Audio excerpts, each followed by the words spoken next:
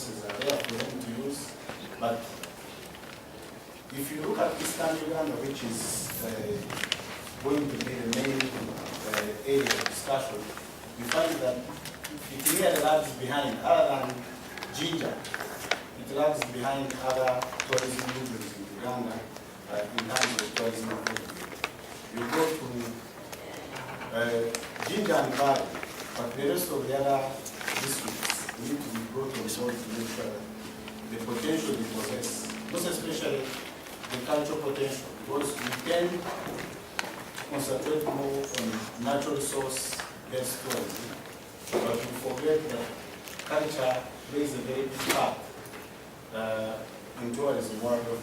If you look at France, which receives the highest number of tourists all over the world, despite its small size, around 80 million, for example, last year visited France. More than 80% of the visitors to France are mainly interested in the cultural tourism-based resources.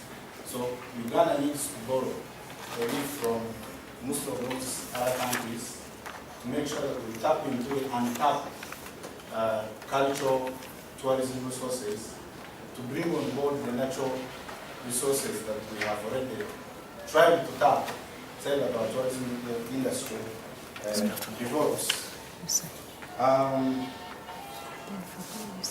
We need also to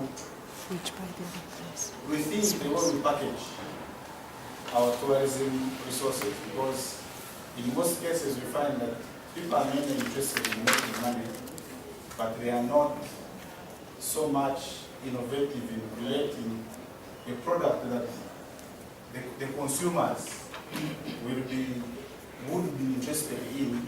That's why you find most of the other people that will be coming to Uganda maybe choose other alternative destinations like South Africa, because for them they have options from which to choose from. I'm not going to go further in the discussion of the topic, but I was just throwing light on what maybe people here and the discussants are going to talk about. On behalf of the team, I wish you fruitful discussion, and I would like to declare this dialogue open. Thank you very much.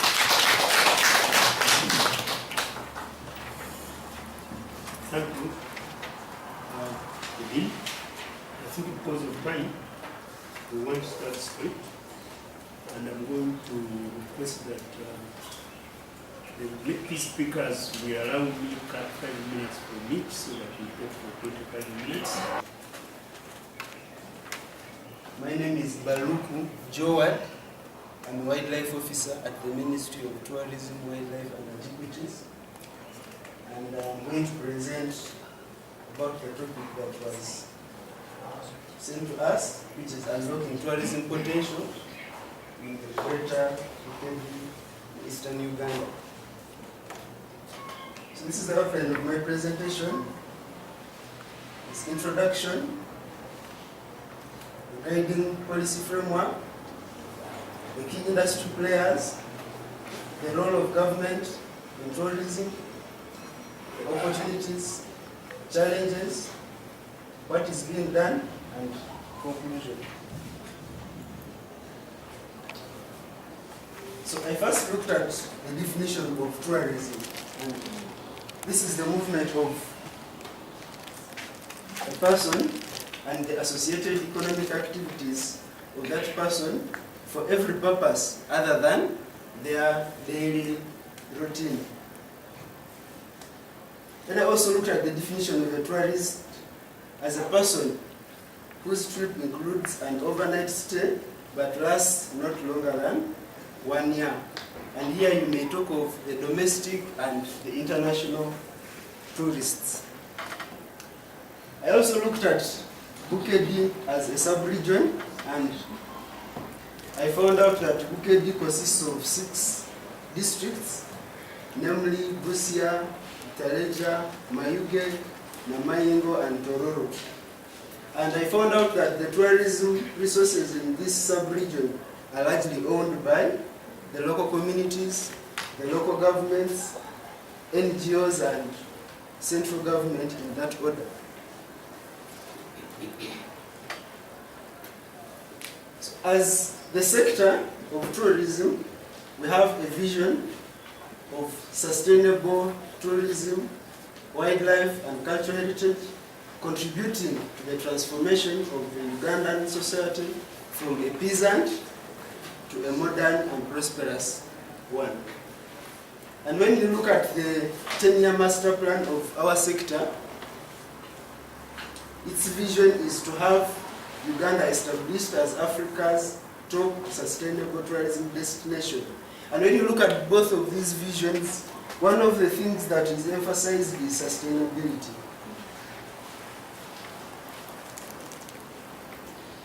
According to Uganda Vision 2040, tourism has been identified as one of the key opportunities that should be harnessed if Uganda is to be propelled to a middle-income status, and for a number of reasons, of which the most important is the fact that Uganda's inbound visitor numbers have almost constantly grown in the past 20 years to reach over 1 million visitors, according to the statistics of 2013. It also contributes to 7.9% of the GDP. Also, according to the World Travel and Tourism Council, the impact of the travel and tourism industry has gone up to US dollars 1,830 million in 2012. So what are the policies that guide this sector? The number one is the Constitution of the Republic of Uganda of 1995, the National Tourism Policy, which is as of recent as last year, the Uganda Wildlife Policy, which is also of 2014, the Museums and Monuments Policy, which has been approved by Cabinet this year, then the National Development Plan 2, which also identifies tourism as one of the opportunities to move Uganda to a middle income by 2014. We also have the Tourism Development Master Plan running from 2014 to 2024. We also have the Tourism Sector Development Plan. This one is 5 years, from 2015 to 2020. There are other acts like the Tourism Act of 2008. We have the Wildlife Act of 2000. We also have the Museums and Monuments Act, among others. So when you look at tourism, tourism is an all-inclusive industry. Though we have mainstream institutions which are in charge of this sector, and these include the Ministry of Tourism, which I represent, and this one is mainly in charge of policy.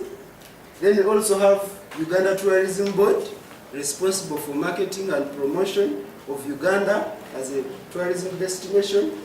We have Uganda Wildlife Authority for conservation of our wildlife, on which most of our tourism is based. We also have Uganda Wildlife Education Center for conservation education. There is Uganda Wildlife Research and Training Institute, Hotel and Tourism Training Institute. These last two are in charge of capacity building, that is training.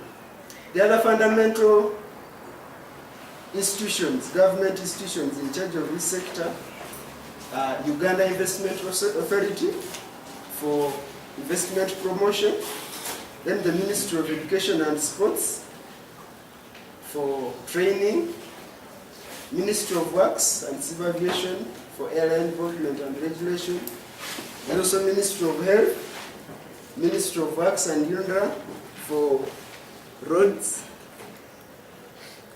The other key players in the sector are local governments, the private sector, the civil society, of which Uganda Wildlife Society is part, and also the local communities. So in this industry, what is the government's role?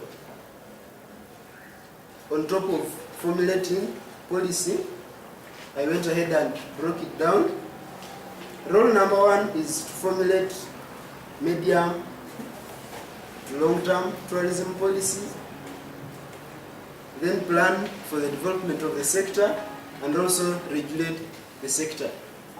Number 2 is monitor performance of the sector in terms of quality, safety, and ensuring that the targets are met.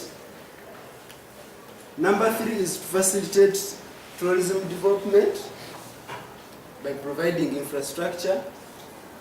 And in line of this, the ministry has been partnering with Ministry of Works and UNRA to lobby for prioritization of some key tourism roads leading to key tourist destinations within the country.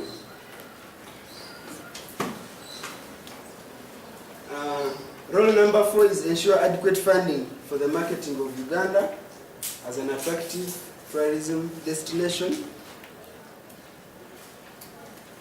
So what are the opportunities in this sector? We realize that tourism provides economic activities for both investors, the local communities where these resources are found, in order to diversify their livelihoods and generate high standards of living. So these areas where opportunities are include accommodation and food, hotel and camping sites, restaurants and mobile food, events, recreation, tour operators, and tour guides. And when I looked at the statistics, I found out that as of 2013, these opportunities were employing over 239,000, and the establishments of that nature were around 147,297, according to the 2013 statistics. So when we come to Bukedi, what are the opportunities there?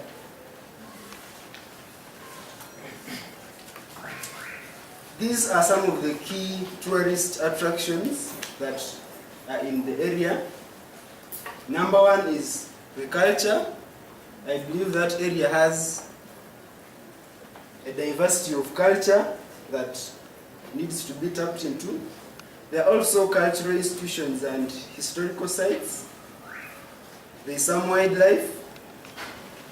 Education institutions like Bustema University is another opportunity. Then water bodies, which include swamps, Lake Victoria, some streams, forests, agriculture, and scenic landscape. So these ones highlighted in red are the competitive advantage for this area. Because when you look at the wildlife in this sub-region, you realize that, for example, we don't have any protected area in form of a national park. So the wildlife there is not so much that is of an attraction that can be prioritized.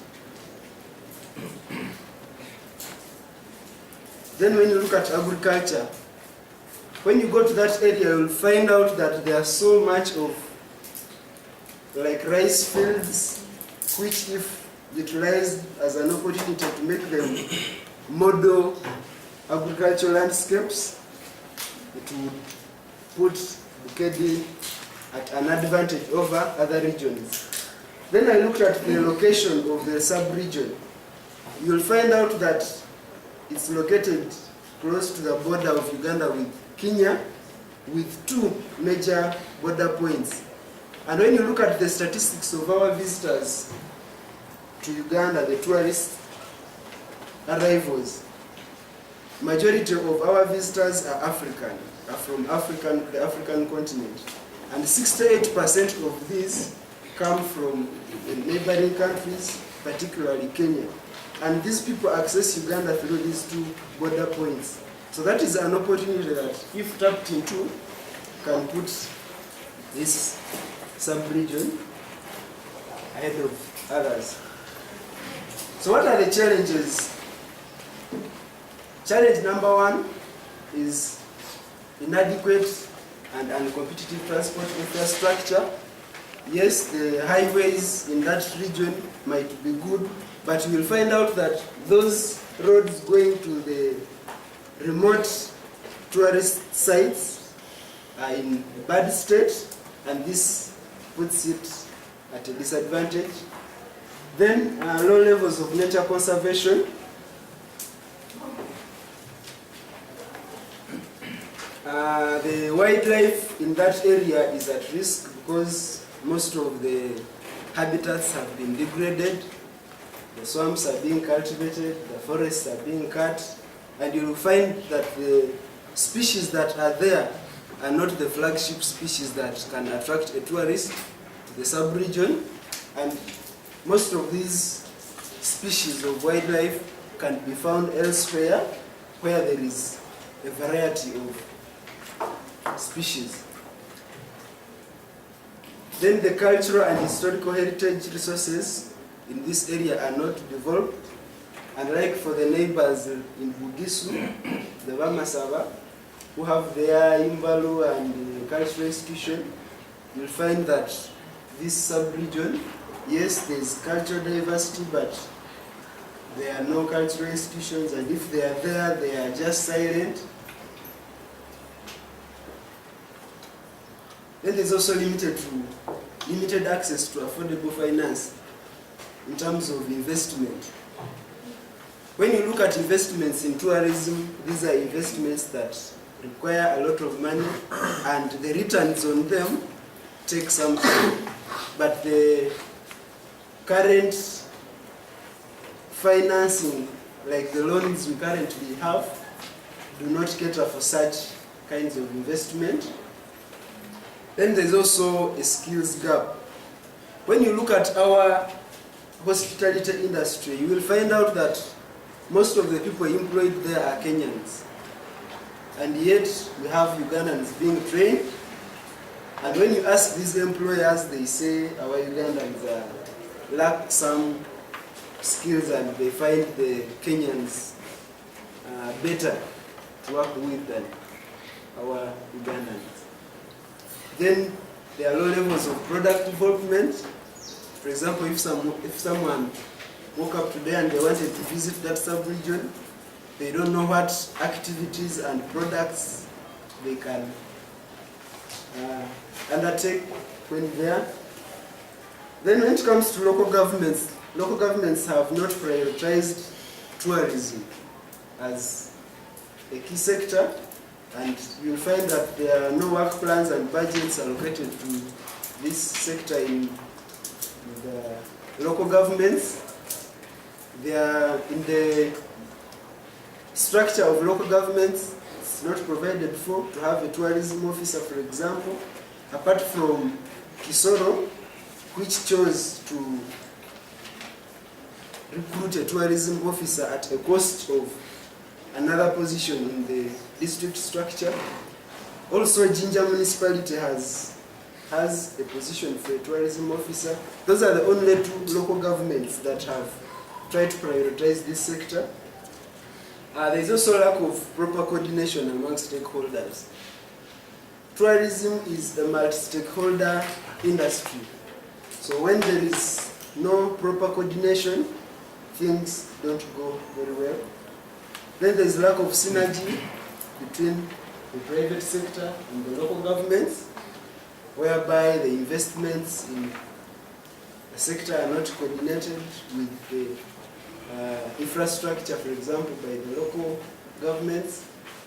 Then low levels of investments. If you go to those areas, sometimes you may even fail to get accommodation, good accommodation, apart from, let's say, the big towns like Mbale, Tororo. Those small towns you may fail to get accommodation. So what is being done? What has government done? Government has been promoting tourism clusters. I hope you have been hearing about the Kigezi tourism cluster, the Bunyoro the Eastern, the Usoga, and the main aim of doing this is to promote local tourism and also help mobilize the locals so that they can buy the idea of taking advantage of this industry. Then the Miss Tourism pageant, which has gone regional. This is also meant to promote local tourism. We also have tourism roads. This area may not be part of the priority areas for tourism roads, but these are roads going to key destinations like Depo, like Gwindi, Gahinga, like Queen. Then Uganda Wildlife Education Center is trying to establish satellite wildlife centers, and these will be in 2 regions. Western, that is Fort Poto, and Eastern, it will be Busia. And this is one of the ways to promote tourism. Then, when I listed the policy framework for this sector, you realize that most of them are 2014, 2015, and government is trying to update these policies and legal frameworks to address some of the challenges. 5 minutes.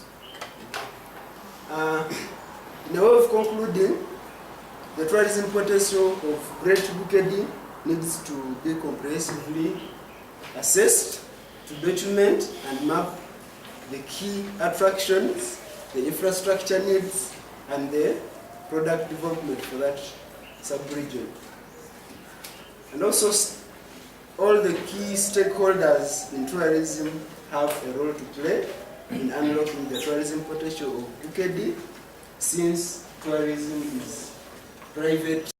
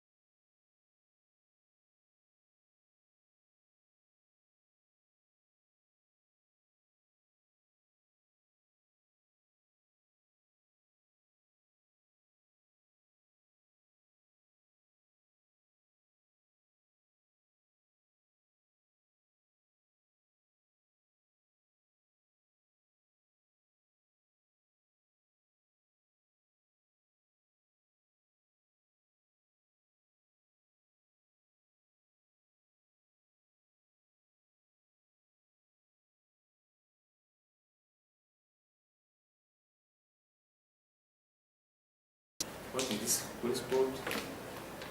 Kapkwata in eastern Uganda.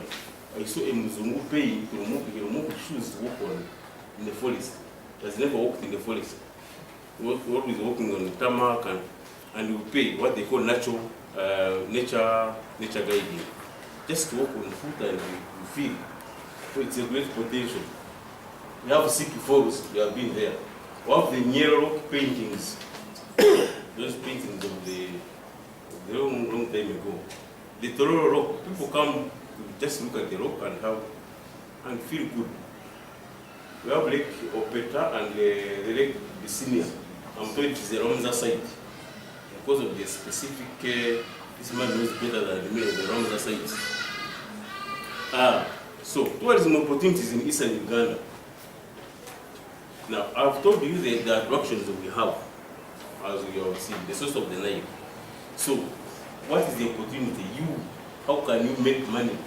I thought opportunity is about making money. So, if the source of the Nile is in eastern Uganda, why do I find people from western Uganda? They are the ones selling crafts there on the source of the Nile. Because maybe you don't know the potential that the Nile has. That people will become. There are people from Kampala here who are selling mats, handmade mats, on the source of the Nile. So what are the opportunities? You have the source of the Nile. How can you make money from that resource you have? So now, from here to, I'm talking about the opportunities in eastern Uganda. When you come from here, from Kampala to, say, Tororo, there's only one place, it's in Amawojoro, where people try to get money from selling roasted chicken and Gonjana. They have identified an opportunity there of the travelers. Now if you can't sell Gonjana like this, at least you plant it. Then they can buy it from you, you'll earn, you'll get an opportunity. Or you get something along the road, what you can sell as an opportunity, as a stopover point along the highway. There are no stopover, there is only that one, and then the other is where, until you go to Jimmy. Now, hotel accommodation facilities. These Bazungus, especially who come here, they are not interested in these old buildings. They have seen them all. They need simple things which you can also say, you strategize yourself and you make money. If you have been to Bindi, one time I was disappointed when I went to Bindi, half of the staff who had paid $120, only to reach there and I sleep in a grand thatched house. After paying 100, the company have to pay like 500,000. That's the house I slept in 20 years ago, 50 years ago. I don't want to go back. But the Mzungu will feel happy to sleep in that small house, which you can make also you, not necessarily put in Serena, where they have seen all those hotels.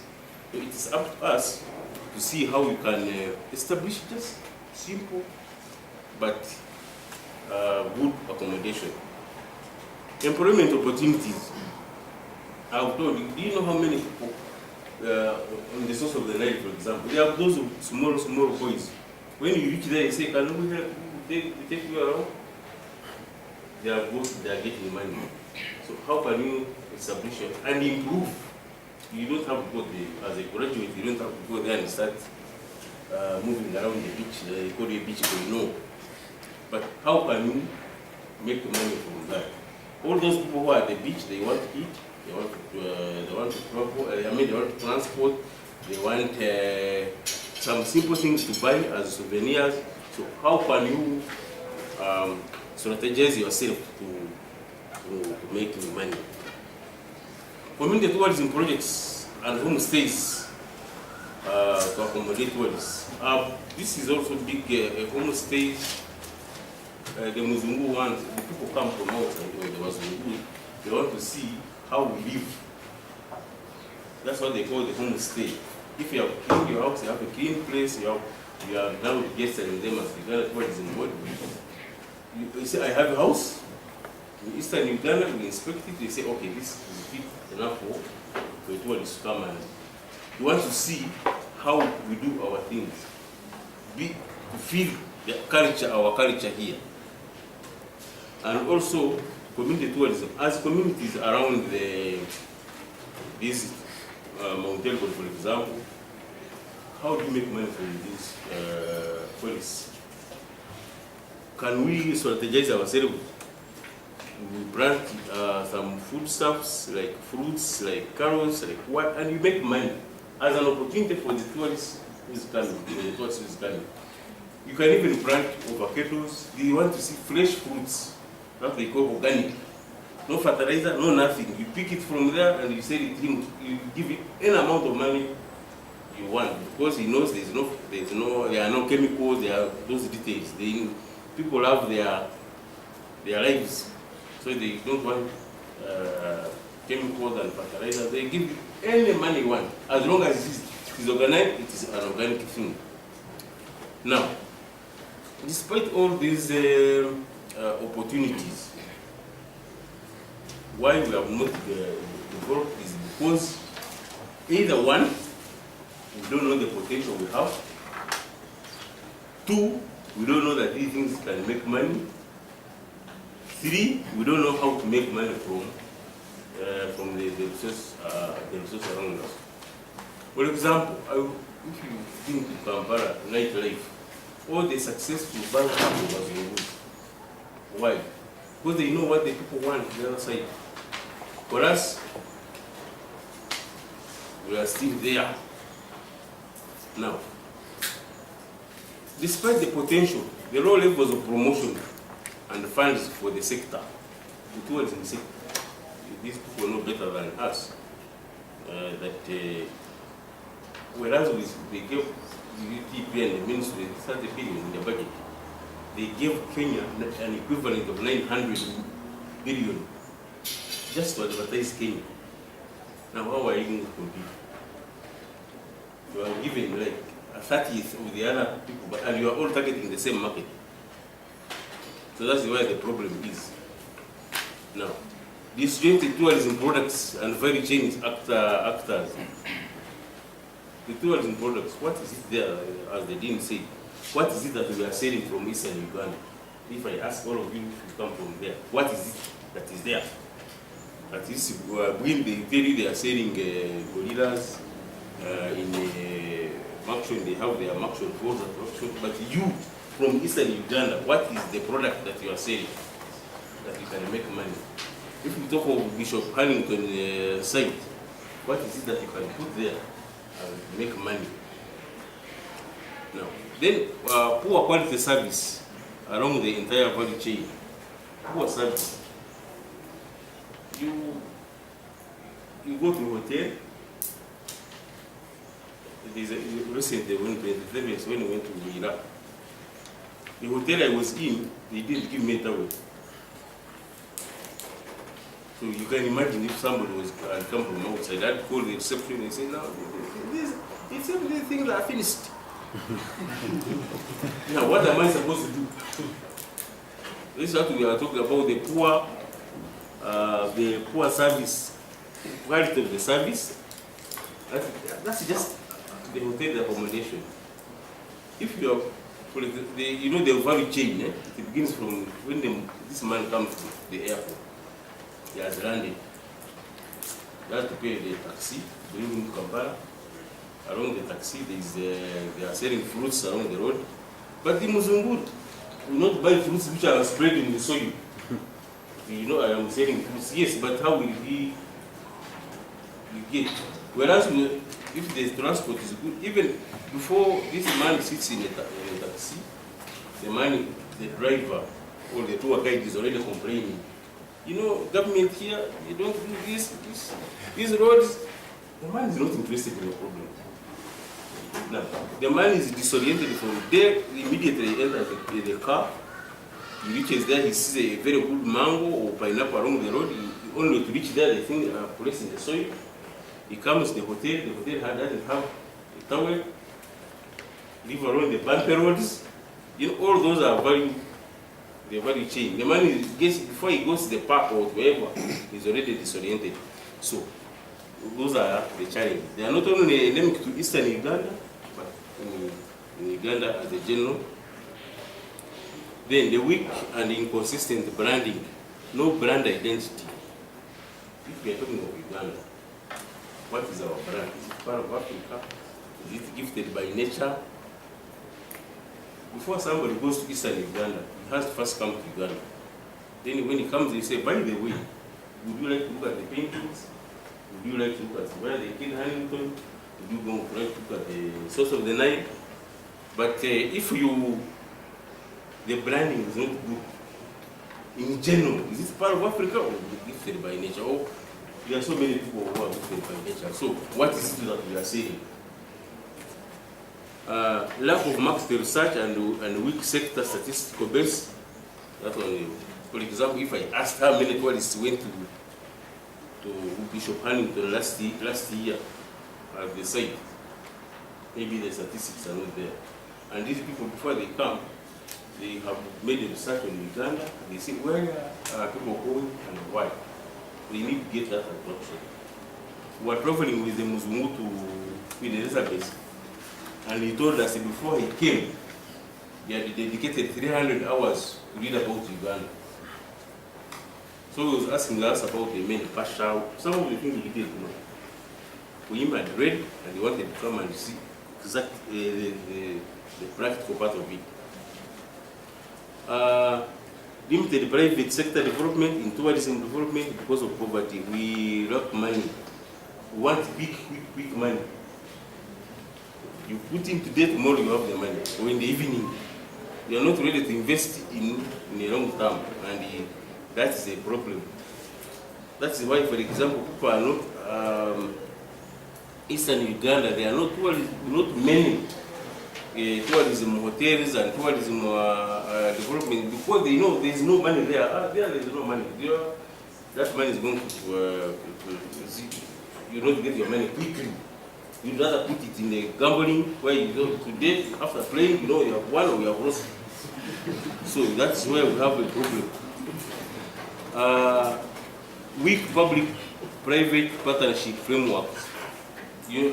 Partnering with the government and the private sector. The investors, they are very skeptical. How do you do business with the government? But the ministry is working on this. Lack of adequate skilled human resources. We have talked about it. All these hotels, you go there, just talk Swahili, they are Kenyans. White, I told you my specialty is I've been a HR practitioner for all this time. By the time you give somebody a job, a Ugandan a job, even before it's confirmed, tells you how he has lost an aunt. He has to go for burial. Probably Chisoro is 2 days. Back another 2 days. Then he has to bury, of course. Then after burial, he has to see the uncles. That's a week. He's not working.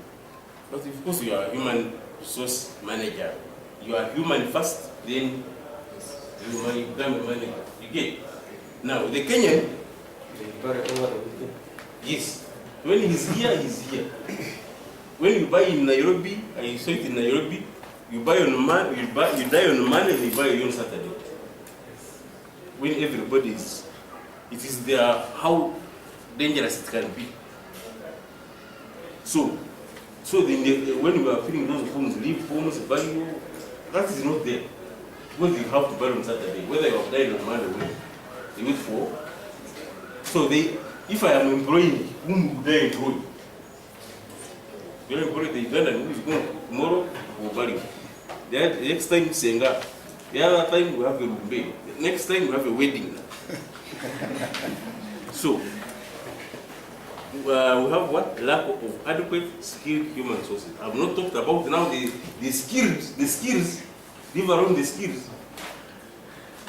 I'm just talking about the excuses you have. And you know you have learned English more than us. You have very good English. You are explaining, but the employer wants things done.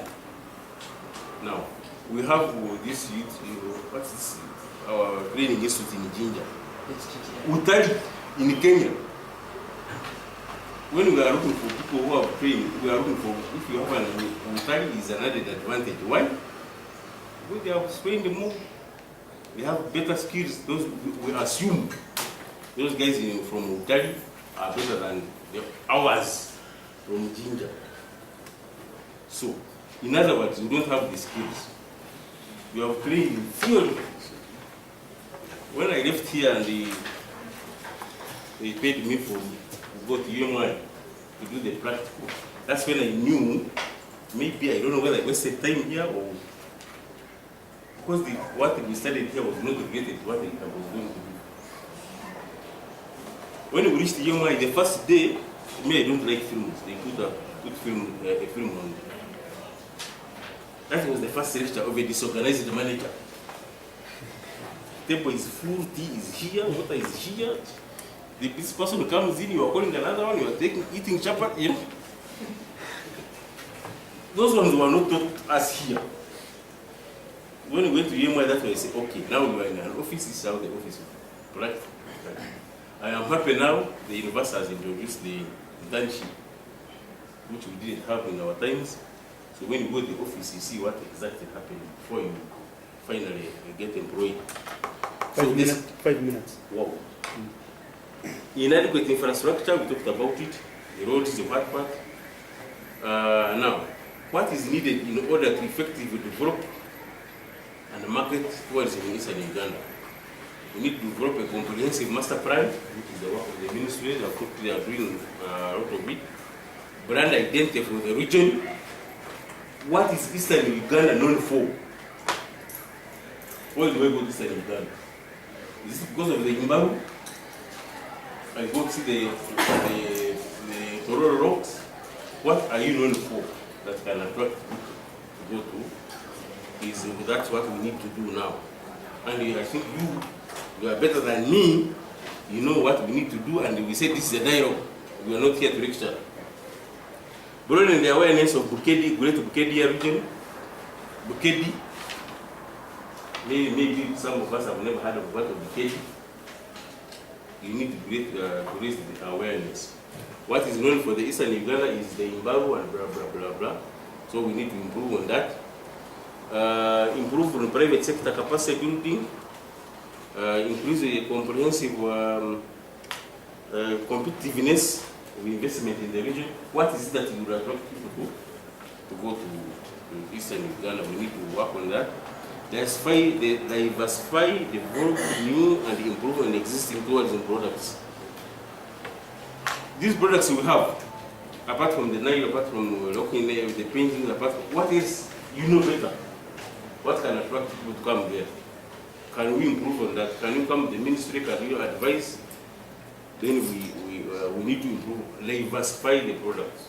You know, these people, I've seen, you know, love bad lovers. These bad people who love badly. Somebody looks at a bird and is satisfied and you give him money. And there are many birds there. The other time you spray the part and kill them. And it is birding is one of the key tourism destination. Can we improve on the marketing of those birds? Tell us we have this bird, it's not seen anywhere else. And it's a Ramza site because of the unique species that are in that, the Ramza site. Creation of clusters. You know, a cluster creation is you as Eastern Uganda. Yes, we have Uganda, but you Eastern, can you come out as the region? Say this is what we are going to do on the tourism table. And UTB is facilitating the development of this cluster. Tell us what you have. Then you can include on the other cluster, then you market it together. Consistent stakeholder development. By the way, as Eastern Uganda and Bukedi in particular, we have a tourism expo. I'm going to invite you to come and display what you have. So if you don't have it, you'll tell me, then we'll move you from the list. there are so many things we can do, and for now, we can stop there. But yes, the Eastern Uganda has a great potential. We can develop it, we can market it, and the sky is the limit. I have traveled. We go to Ethiopia where we went in a limited church. It is a tourism attraction, and there were many of us because of the history with us. I went there, I couldn't see anything. There's Queen Sheba, you know that story of the Bible. So you see what they are saying? They are only saying the story. The Sheba, King Sheba, Oya, Solomon. Then you pay. So in Eastern Uganda, what is it that you can say? I thank you so much. Next speaker. I'm a senior lecturer and senior researcher of tourism in this school. At the same time, I'm a senior technical advisor of Uganda Tourism Association, which is an umbrella association of the private sector. So in other words, while I'm talking about BUKEDI, I also put in the heart of private sector. Would the private sector want to invest in the area? And at the same time, I'm as well a senior consultant. Most of the policy documents, the plans for the sector that she talked about, I was the consultant behind. And I'll tell you the position of BUKEDI as far as all those things are concerned. In the master plan, I was part of it. Sector development plan, I was heading it. The plan of work strategic plan, I led it. And apparently when it came to setting up the satellite centers, BUKEDI was not there, or the greater BUKEDI. And I'll tell you why. So when you look at general tourism globally, as of 2014, we recorded more than 1,200 or 1.2 billion tourists globally. And now, when you come to Africa, the share for Africa was only 55 million. At the global level, 1.2 billion plus. Africa, 55 million. You can put in a percentage and see. Now, I'm not going to go into why. You know, the image of Africa as far as the world is concerned, of course. Poverty, wars, diseases, corruption, so many things. Disorganization of poor infrastructure, insecurity, and so many other things. That's what they know about Africa. And it's very unfortunate that when you go out there, you say you're Uganda, people don't know Uganda, they say Africa. The moment is Africa. And some of us actually who go there even feel annoyed. For them they say, I'm French, I'm what, but for you cannot say Uganda, they say Africa. African, you understand what I mean? So they take Africa as a small country. So what happens in Liberia is Africa. If there is Ebola in Liberia, Africa. You understand what I mean? If there is war in Somalia, it is Africa. So in other words, everything that happens in a very small place in Africa affects the entire continent. So the 55 million tourists who come to Africa, majority go to North Africa, the foreign majority go to South Africa, and then East Africa is the third. Now, of those few who come to East Africa, Uganda only manages to get 1.2 million. That is ours of 2014. 1.2 million tourists came to Uganda. Now, of that 1.2 million, the real leisure tourists, if I talk about leisure tourists, probably you might understand what I mean. Those are people who really come for a holiday and they come to spend, they are big spenders. They are about 200,000. The rest are Kenyans coming to visit friends and relatives and Rwandese, and others are just coming to do some shopping. Yes, as per the definition that my colleague gave, they qualify to be tourists because they spend overnight and they don't stay for any paid kind of work. But when you look at the impact in terms of tourism, they make a very limited impact. Now, of the 1.2 million tourists that Uganda receives, more than 70% go to Western Uganda and Central. Okay? So in other words, few end up going to Eastern Uganda, despite the resources that they talked about. Those who venture to go to eastern Uganda either will fly to Karamoja, if I just group Karamoja as part of eastern Uganda, some will go to the source of the Nile, and some will go to Mount Elgon National Park. Okay? Now, when it comes to Greater Bukedia, when I received an invitation, the first thing I asked myself, why Greater Bukedia? Okay? Because it has never come to my mind that it can be a tourist destination. And this is a question that you should answer. You are propagating Greater Bukedia as a tourism place. So when we were making the master plan and when we were making the tourism sector development plan, actually we focused on the source of the Nile and then we went to Mbare. Greater Bukedia was not there. We also did some study where we did the value chain analysis with UNDP. And of the Greater Bukedia, I think we picked out to Lake Bosini. We talked about Lake Bosini, which is a Ramsar site. And we prioritized it because UNDP had money, which was for inclusive markets. And we thought, since it's a Ramsar site, if we identified for more funding, they can easily attract.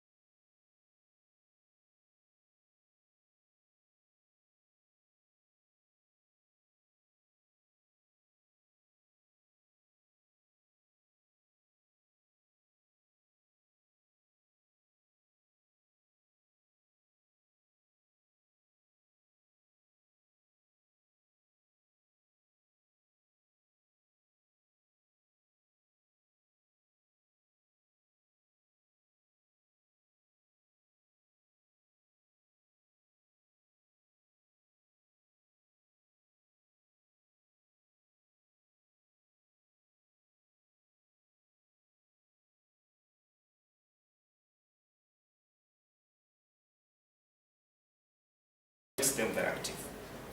Ginger is also very important for tourism because of the source of the Nile. You might not know how Nile is very important, not until you know how important the Nile is in Egypt. Actually, the money that Egypt makes out of the Nile, we have not made 1 out of 1,000 of that money. Yet the source is here. This river is of international importance. We have not done anything. And in the sector development plan, if you read it, we have prioritized development of the Nile as a product and repackaging it. So that is one of the products we actually focus on. So Eastern Uganda, you have got that River Nile as an iconic what? Product. I also talk about Kidepo National Park up there as also another iconic product in that area. And we can as well talk about Mount Elgon. So those are the 3 products that can pull tourists in that area. And then I can say both domestic as well as what?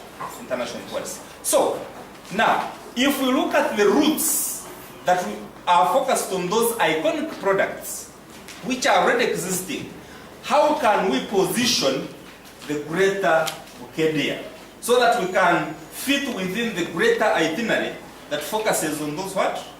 Attractions. That's something we should be thinking about. So that anyone who is thinking of going to Kidepo National Park should at least spend some 3 days in greater Bukedia. Is there a reason why someone should stop there? This is something we should think about. Now, the average stay of a tourist in Uganda is only 6 days, which is about 6.5. Average stay. Of course, here I'm taking those who spend 2 weeks, 3 weeks, 3 days. Average 6 days, which is very small as by international standards. And remember, the length of stay determines the amount of money spent in a destination. You get what I mean? So if they spend less days, that means they spend less days, spend less money. Now, when we did the value chain analysis with UNDP, we found out that 40% of the tourists who come, no, not 40%, all the tourists who come to Uganda, they go back with 40% of their budgeted income. So I mean budgeted expenditure. The money they budgeted spend in the country, 40% they go back with it. They don't spend it.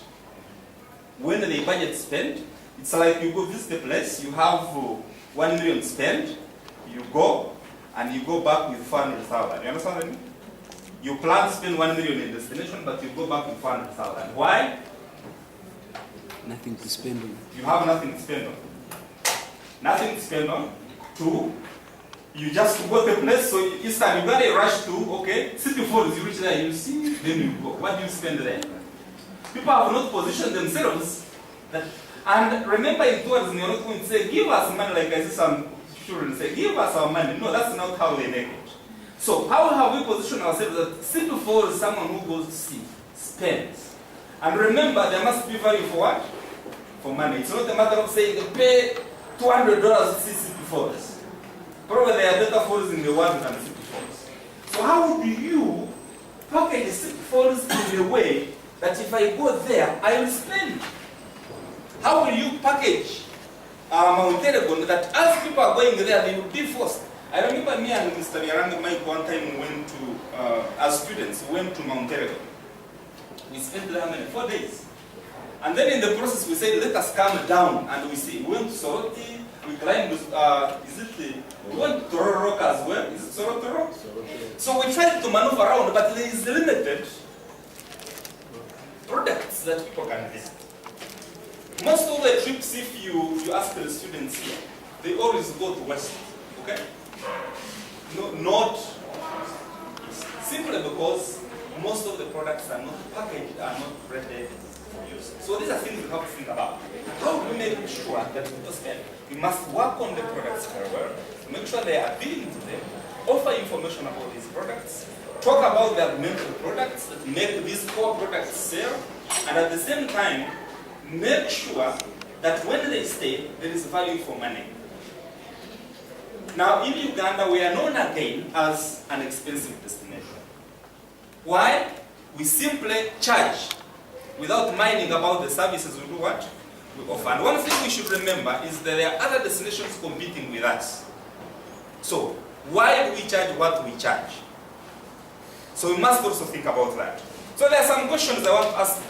And these questions, if answers are got, then probably Bukedia can easily be developed. And number 1, what is unique about Bukedia? Why do we think we can develop tourism in Bukedia to match tourism in Western what? Uganda or Southwestern Uganda? We are here in Bovu Kigezi cluster, we are hearing of this is there cluster in Western Uganda, but they are talking of Kasese, that area. So why do we think that Bukedia is also very important? This is not a question you can answer easily, but the people are thinking of developing in Bukedia must answer that question. And you answer it by getting information around that question, okay? And to answer it, of course, you must get what we call the unique selling points, or what we call USPs. Unique selling points for Bukedia. What would sell Bukedia? What would position Bukedia, or greater Bukedia, in the entire value chain, so that we position it and we say, Bukedia, yes, there must be an itinerary. So that two operators can also say, we must design an itinerary that includes what? Bukedia. Now, some of the answers can be extracted from what these two gentlemen presented. I will not go into that. The other question is, how can we brand it? Of course, we are having a problem, like he said, of branding Uganda as a country. There is branding consistency. Uganda being by nature part of Africa. What else? So many. So a brand is something that you are known for. So that if you actually talk about that, everyone will know that is what? Uganda. So how do we brand Bukedia? Or Greater Bukedia as you call it. Southwestern Uganda, they have branded themselves as a gorilla place or a hero place, whatever. So how would we position Bukedia, Greater Bukedia, to make it unique and to make sure that all two operators would actually not develop an itinerary that excludes at least one visiting point in Bukedia? Very, very important to think about. And then how would you attract people to stay and spend the money? And starting from Kenyans who are just across. So what is there that Kenyans can come, as I had already said, that they can come, stay, and spend money? I don't know, I have not actually done a lot of field work in Bukedia, but are there accommodation facilities that are worth staying in? When I say worth, you define what a tourist is. A tourist. That means you must stay in a safe place, isn't it? You must eat safe food, where you're not going to get food poisoning. And then, are people locally prepared to receive visitors? If you take them around, do you think people are locally prepared, psychologically prepared? Or they are going to say, give us money. Can they prepare food for the tourists? Or you are going to start accommodation and then you call Kenyans to come and run them for you? If you do that, then that means the impact we are planning to cause, then it will not be there. There will be what we call a leakage, that money comes in and gets out. And that's the problem with all developing countries. As far as tourism is concerned, even the money we're talking about Uganda, because we got about 5 trillion last year, but then I think the money that we're able to retain is less than 20%. Money comes through the door and disappears through the windows and doors and everything. And ventilators. How? You receive the money through a tourist. But first of all, if you look at the entire value chain, flying into, I'm looking at the total expenditure if I put it at 100,000, and then at 1 million, let me say. If you are going to fly to a destination in Uganda, you have to board a plane, isn't it? You spend their money. Does Uganda own an airline? No. So either you are using Kenya Airways or you are using KLM. So that money is lost. And then you come, you stay in a hotel. You go and stay in Serena. Who owns Serena? Aga Khan. Is Aga Khan Ugandan? Probably no. So that means when he makes profits, he goes and invests in Kigali. Money lost. So he doesn't stay here. Then you are going to transport this tourist to a destination, Bukedia. Now, you are going to use a vehicle. Where did you buy this vehicle? Do we manufacture vehicles? Maybe the other one we manufactured in technology. So this vehicle must be imported from Japan. So part of the money goes to Japan. Okay, this vehicle must take fuel. We have not started producing fuel. So fuel, Total, Shell. Do we own Total or Shell? Money lost. The only money probably is the driver who is going to drive this client around. You get what I mean? So now this person who goes, now if he goes to Bukedia, can we position ourselves in Bukedia that when this person at least reaches here, the little money that is left, it's going to be like a small hotel owned by a Bukedia person, employing Bukedia people, served by Bukedia people, and served with food that is locally grown, you understand? Locally branded. And we make sure that when this client is going away, he's going to buy a souvenir that is branded Bukedia. You understand what I mean? You buy something that will be. Now, when it comes to even these souvenirs that people sell in our local markets, they also import them from Kenya. Now, this is why the problem is. Because if you sell souvenirs which are not locally, there is what we call authenticity. People buy souvenirs because they want to associate those souvenirs with the destinations where they are coming from. Now, if this guy is coming from Kenya and he comes here, he finds the same thing. So, is that going to be unique about Uganda? So, now, let us think about Bukedia. What unique things about Bukedia in terms of the culture that you talked about that we can actually package and make sure that when the client comes, he really sees Bukedia. Myself, I have a problem. I think not a problem, but when I go to an area, I want to eat local food. I ask local food. But of course, I want that food to be safe for me to do what? Eat. So, if I go to Bukedia, what is the local greater Bukedia food that someone can eat which is safe?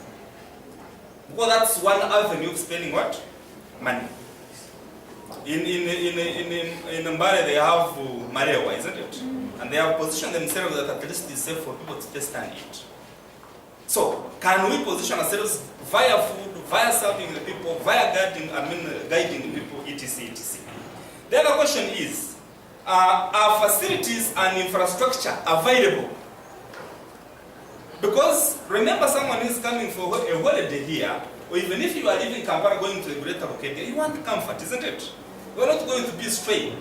So why should I go in a road that is full of dust and bumpy, and you come back when you are sick? And when we went to Mount Elgon, I remember I came back when my lips were completely shattered because of the extreme conditions that were completely unfavorable. So how do you solve that? Now, you can only venture to go in a place with harsh conditions if there is something unique that you are not going to find anywhere in the world. And the wind has been such an example. That people can actually try to go there despite the bad roads accessing windy, because gorillas in the whole world will only be found in that part, that area. So in Bukedia, why should I struggle to go there on dusty roads? I get flu, I get sick. What's unique there? You get it? So infrastructure is very important to be thought about, and the facilities. Okay, 5 minutes please, thank you. And then our resources profiled, that's something I talked about, packaged and developed. Now, questions I can continue. Now, if you want to develop tourism in Bukedia, which market are you going to focus? Are you going to focus on international tourists? You want international tourists to come? Or you want to focus on local people, middle class in Kampala, to go there? Very, very important to define that, so that you can be able to whatever. Now, just one of the suggestions on the way forward, he talked about the tourism cluster, and as far as I know, we recommended that in the sector development plan for the next 5 years. We propose that the whole country, they should get clusters. Now, to get clusters in every region, there must be similarities and connectedness. And I think these districts are really connected and a bit unique. They can easily position themselves. So I think forming a cluster is one step. So that UTB comes in, the private investors, the local government comes together, so that they can be able to identify the roads, the whatever to develop in the area, and they are able to. So basic things that they have to be done for tourism development. A cluster will assist in that case. 2, attracting WEX or whatever, the Wildlife Satellite Center. We plan that in Mbale, and one of the reasons is that WEC doesn't have money to buy land. So Mbale, they offered land. So is there anybody who can offer land in Bukedia, Greater Bukedia? Definitely WEC will be very willing to go and start a satellite wildlife center, which can be a good resource as well. The other thing is, of course, so the whole thing is, we'll start with a cluster. And with the cluster, providing the resources, knowing what is where, mapping all these resources, and then bring Bukedia to map.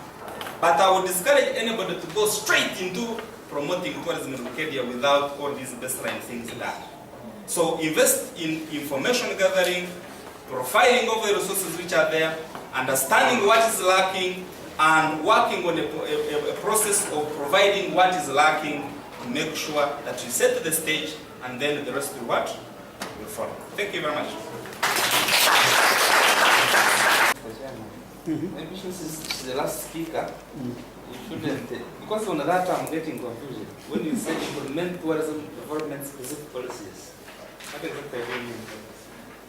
Like they say that the policy is governing this tourism that are in the east. Like for example, we have, let me say we found out that there are gold mines in some of these areas, but it's just left open to the community and the persons who are having it in their area to use it in the way they want. And yet this is like maybe a given natural product, you know. There could be put like a particular policy governing. They say that maybe the owners of this, the resources which are found in their area should contribute maybe a specific amount to the people in that area, to the government, to just like help us develop that area. Can you finish? Yeah, and then tourism product market research is also needed, like more research in that of the tourism in that area. Tourism products should also be done. And those are our references from where we got some of the information from. Yeah, this is all. Thank you so much. Something that we think this meeting should come up with. Let me raise my concern before I open the public. I have failed to get who has locked. Our topic is unlocking. Who has the key? Who has locked? Who has that key? So that to unlock. As we brainstorm, let's find out where that key is. And if we can identify that guy, then we think we can give him access. So let's open up. Feel free. Keep your questions short so that we can be able to understand the dynamic. You want to start?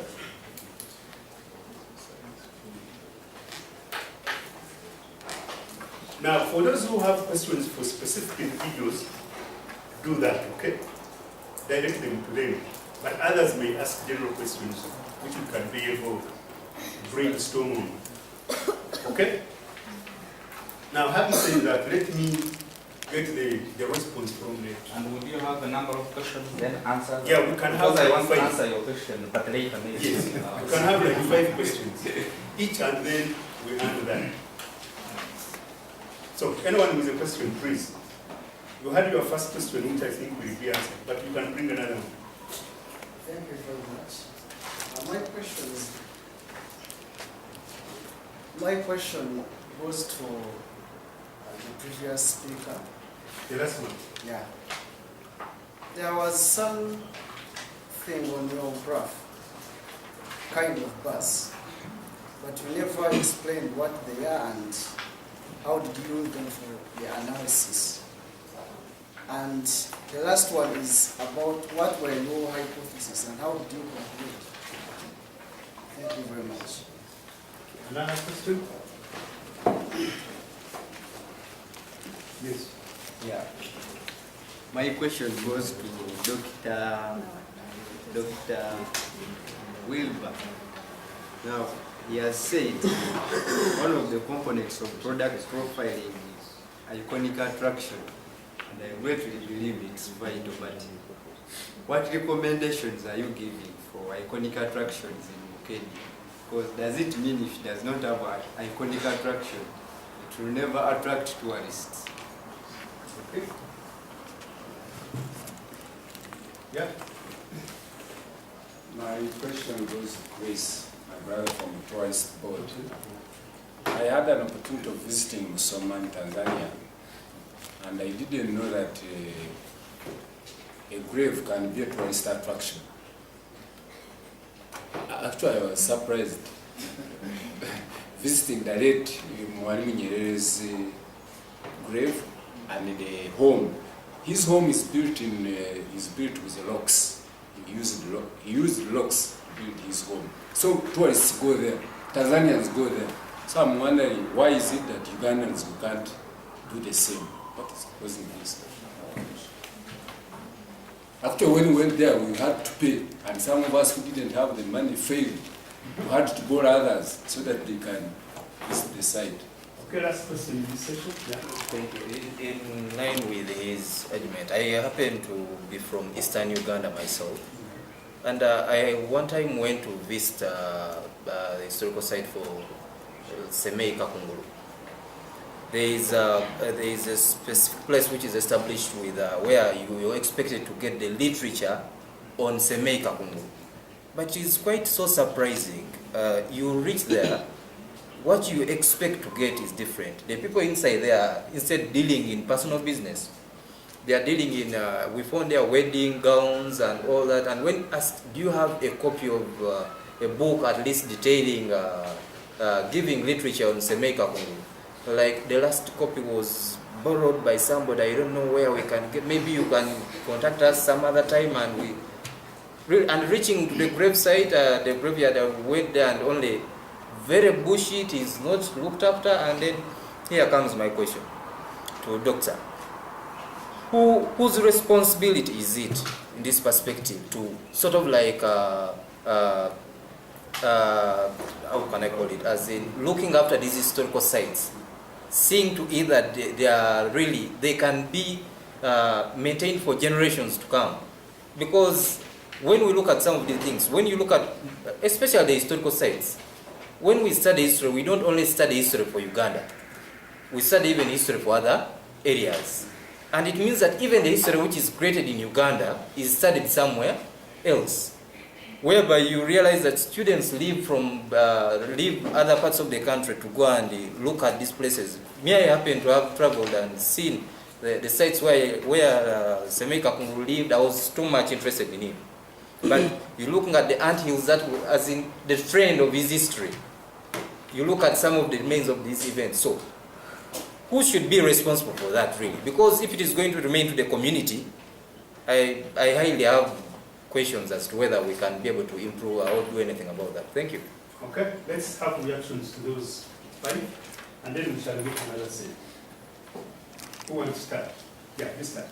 Let me start with his. He asked me of the species of trees that can be attractive to tourists.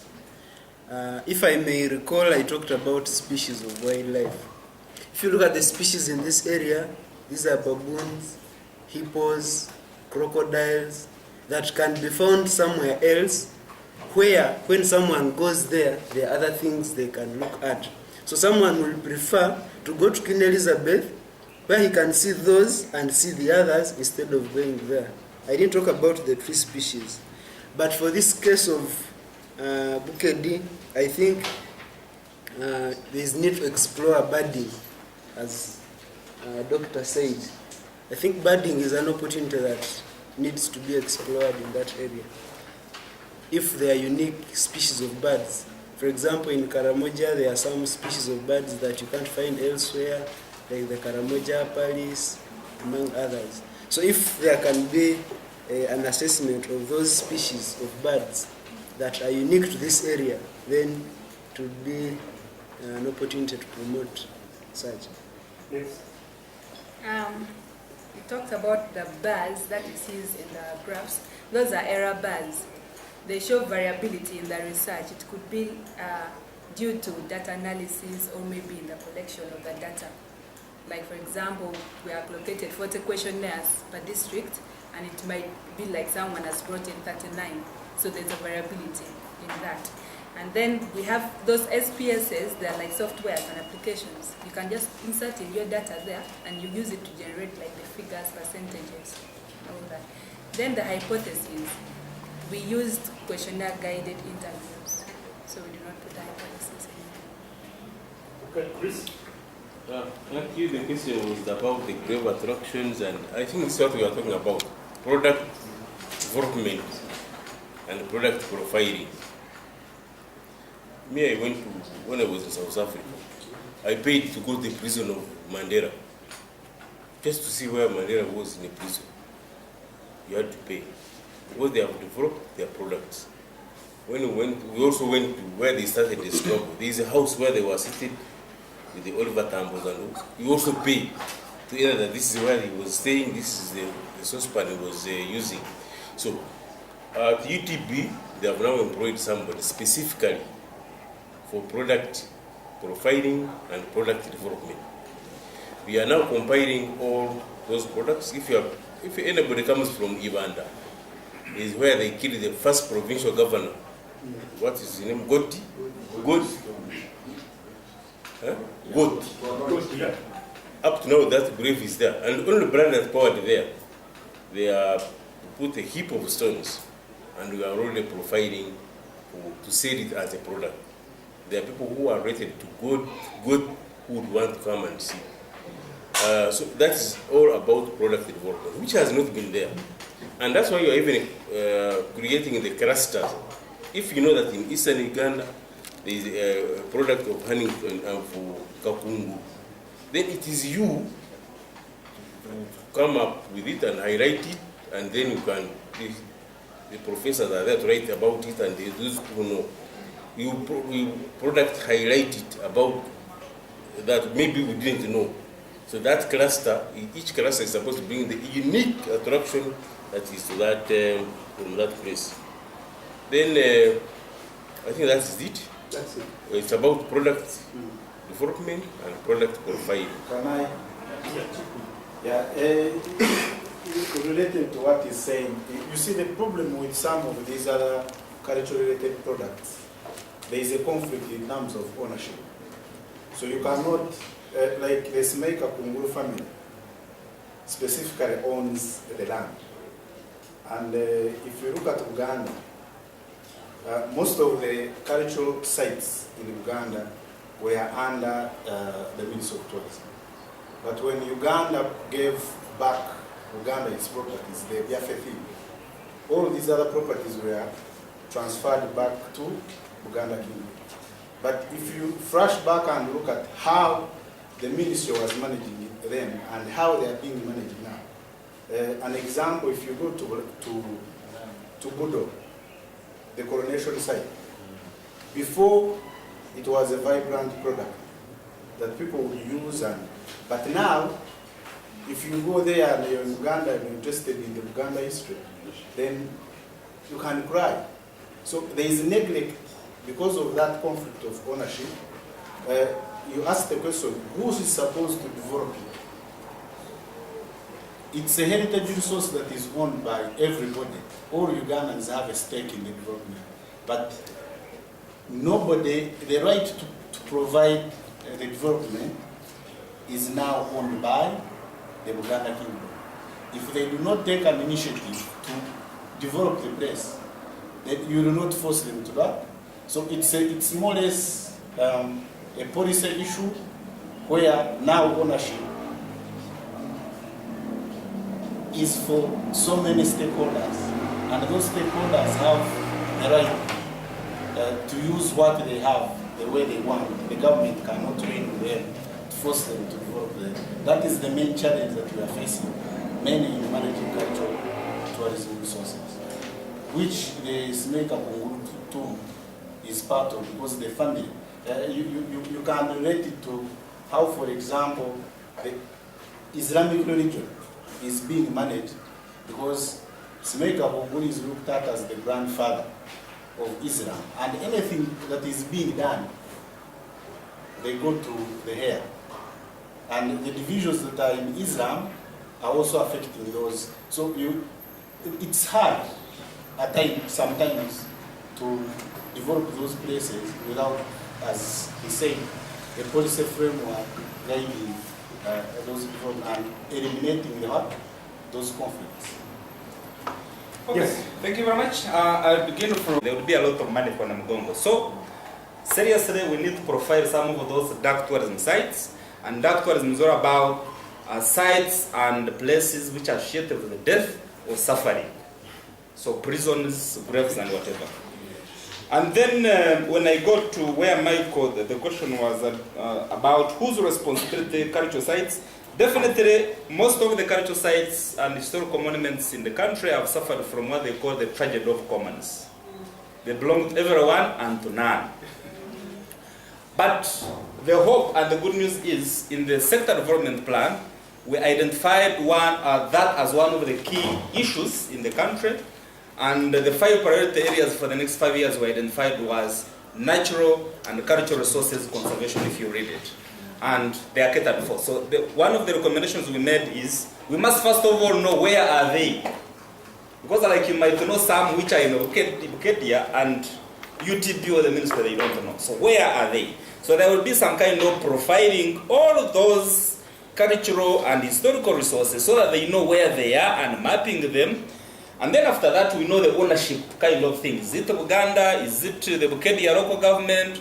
Is it the local government who owns the goat stone pile, Chibugetere site and whatever? Now, the moment we know who owns, now under the cluster system that is being identified, a cluster system, by the way, we are looking at all the stakeholders as far as tourism in that locality is concerned. So you get the local government, you get the cultural institutions, you get all the people are responsible.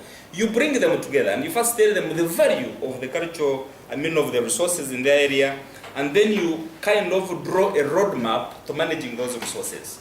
So in that case, I would think it's the responsibility of government first of all to take the leadership, but then bearing in mind what Michael said, if the site is owned by a local government or by a private person, government doesn't have legal rights probably. Maybe local government is part of government, but it's a private individual, something is on my land. Legally, government cannot say, do this, but it can only advise me and convince me.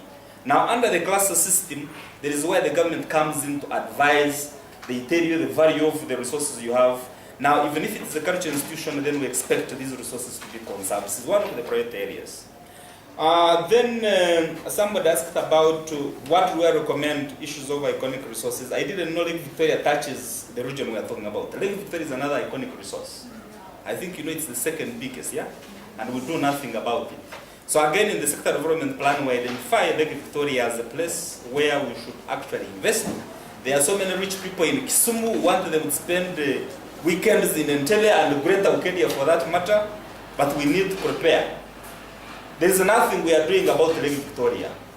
So Lake Victoria could be one of the iconic resources, but I also talked about Elgon, Mount Elgon National Park and CP Falls, and then the Kidepo, and as well as Source of the Nile. So can we package Bukedia in a way that if I go to Source of the Nile, I will be forced to spend at least 2 nights in the Greater Bukedia, so that this acts as a pool resource to the region, but then I can engage in other activities in the area. You said you wanted to ask it. He talked about who is locking it, and can I also answer by asking your question? Anyway, at one point, Africa was called a dark continent.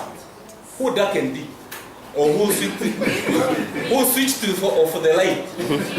Now the whole point is, places are dark or they are locked because there is no information about them. And we unlock it, nobody has the key.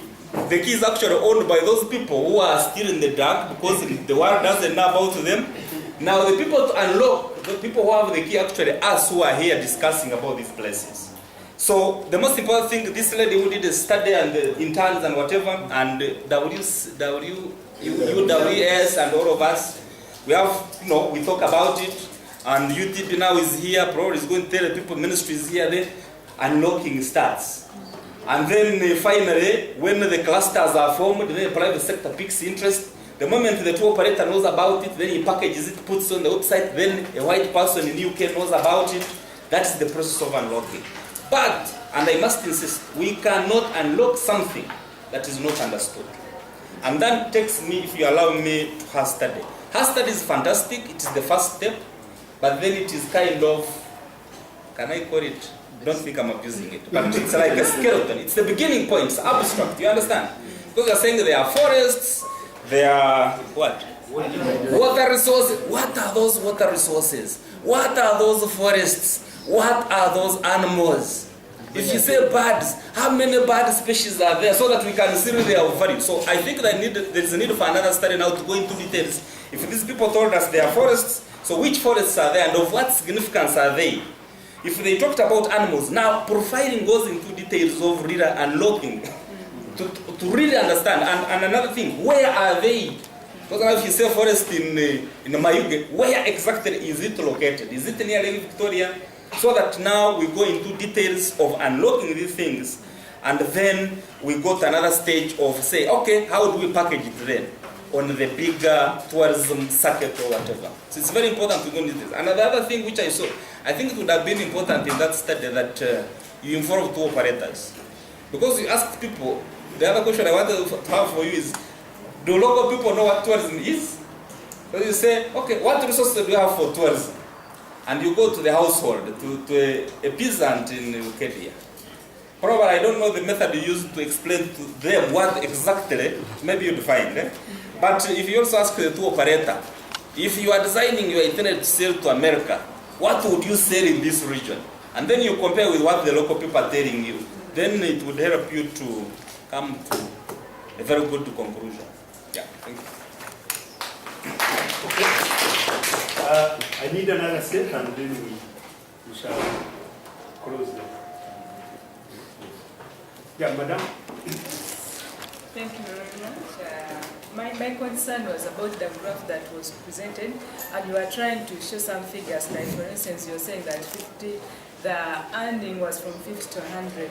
So like you are not specifying the period of time. Like for instance, if you want to convince the private sector to come and invest in, yes, you're telling them these local communities were talking of this amount of money that they were getting, but sincerely, for which period of time, then possibly could have asked them like, and get the results and try to like see in a year how much could they have earned from a particular site maybe. I think it would be of value to a person who is interested in the site. Thank you. Yes. Thank you. Thanks very much. My question, I wanted to know how or what UTB is doing to promote tourism within the communities. Because the challenge we have is, like we're talking here, usually it ends in documentation and then you find there's nothing on the ground.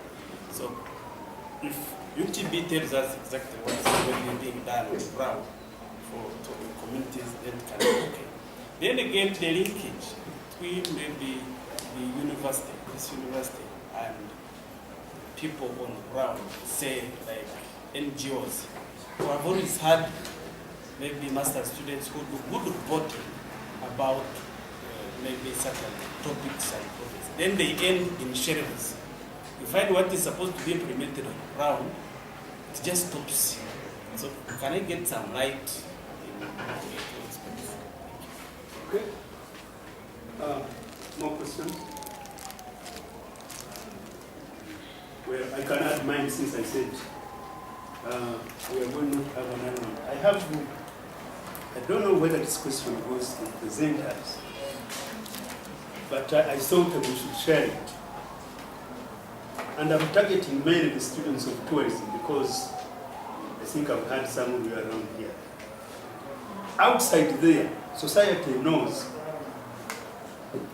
that the students of tourism are not as good as Kenyans in the tourism industry. And there was a hint around it. I would want to hear some reaction about that, whether it is true and how we can strategize ourselves. Because at least I'm not the one who brought it up, and I think we need to hear about it. So that is a question that I would want to hear about, and probably be able to know how we go about it. Any other? Yes. Like this question goes out to Mr. Balkujwal. I believe Ministry of Tourism, it has development partners like HTTI, maybe it's something like Hotel, Tourism and Training Institute, something like that. Yeah, and UTB and maybe the other Wildlife Training Institute somewhere.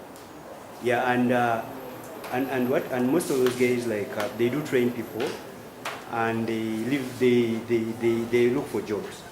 But some of them look and they don't find the jobs and they keep asking for jobs.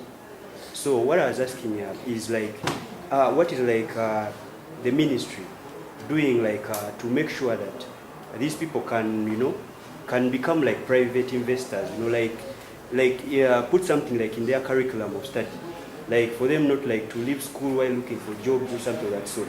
So they can come and act and look like for places like Great Bukedi, where they can develop some of these, where they can, you know, work hard to develop some of these resources, yeah, for tourism. Yeah, respond. Thank you. The institutions we're talking about are agencies under the ministry, purposely for training. Is Hotel and Tourism Training Institute in Jinja, then Uganda Wildlife Training Institute in Kasese Katwe, and me and you know that unemployment is for real in Uganda. So it is not only these graduates that are not employed, but maybe what I can say is for both institutions the curriculums have been under review, and one of the components that are being included are entrepreneurship, so that these people can have those skills. But also when you look at investment, a student from university or any institution may not have that money to invest in an industry like tourism, which requires some good investment. So it comes back to the point I said, the financing of investments in tourism is still a challenge, whereby the interest rates are as high as the other investments, and yet the return on this investment is, it takes some time. So I think that is the challenge. And maybe Mr. Chairman, just building on him. You know, I don't know if you have tried to see the procedures of starting a small business in Uganda. These days, by the way, it's not because students don't know what to do, but to register a company, I've just registered one. You have to go to KCCA. They ask for money, operational license. UTD, once you register, they it's related towards it. Then you have to join some associations. Then the revenue authority, they want you to register tax identification, whatever. And immediately, you have to start paying when you start earning, even before you take off. Now, this is the unfair policy, which I think the government has to come in to do. When it is a foreign investor who comes in, they give him 5 years tax holiday. Within 5 years, the business has picked up. Now, this small business that the local people are starting, they start taxing you immediately. And it becomes very difficult for people to start something to do. And of course, this is not forgetting the fact that investment in Uganda is also very difficult. Because you invest in something, then everybody goes into it, and then you don't have clients. Copying and pasting. And can I answer your question? Just going back to, because I don't know if students have answers before I answer. Why? Okay, let them first answer. Actually, Dr. Hewa is going to the right track, because I don't think that question was supposed to be addressed to us. Because we are not the problem, we are simply victims. Because the father can't tell the child that why is food not there when he has not bought the food. Because he was, now the stakeholder himself is saying that they employ people from Kenya. Yes. They don't give us a chance to practice what we study. And you know, we learn by experience. Yes, we may come here, study the theory, do what, but if we are not given the chance to practice, you will never realize the potential of Uganda. Because now your minds are all targeting Kenyans. Whether they are low quality, whether good quality, but you don't care. You don't care. Yeah, let me defend. The argument is that the students of tourism here know more theory than practice. Yes, but if we are not given practice... Let me help my son. I'm one of the people who doesn't agree. I've been with the stakeholders, private sector, I tell them point blank, they are wrong. There is this argument that there was somebody who did a study, which I don't agree with, that 5 Ugandans can do a job that can be done by 1 Kenyan. And they say that Ugandans are lazy. Now, I want to ask a question also. How come, in the case here, when Ugandans go there, they are hardworking? How come, when they go to Revenue Authority under former Kajina, they are hardworking? How come, you wait when they restructure it and put salaries very well, they will be hardworking? And then when they go to other sectors, they are not hard work. It's the same Ugandans. Now, these Kenyans they talk about, when you bring a Kenyan, you treat that Kenyan as an expatriate. You pay them very well. And remember, the Kenyans you bring here, you have looked for them. They are not like other common Kenyans. Ugandans also have them. Now, the people are abusing tourism. Let me tell you, I'm a tourism product. And I'm one of the top tourism consultants in the country. Trusted by World Bank, by UNDP. I did tourism here. The chairperson of UTA, the private sector, tourism, got tour operators, emerging very good tour operators. Tourism, got KCCA, got UA, got CAA, they are there. So I think this is just a perception. Our students are good. They are good and they are entering the industry. Go to the ministry. I have been there. All the officers now, starting from area to those who know, all of them, tourism here. Go to UA, to the national parks, and nobody's complaining. So sometimes, there's one time when I was with Professor Nyakana, and we're in a workshop like this.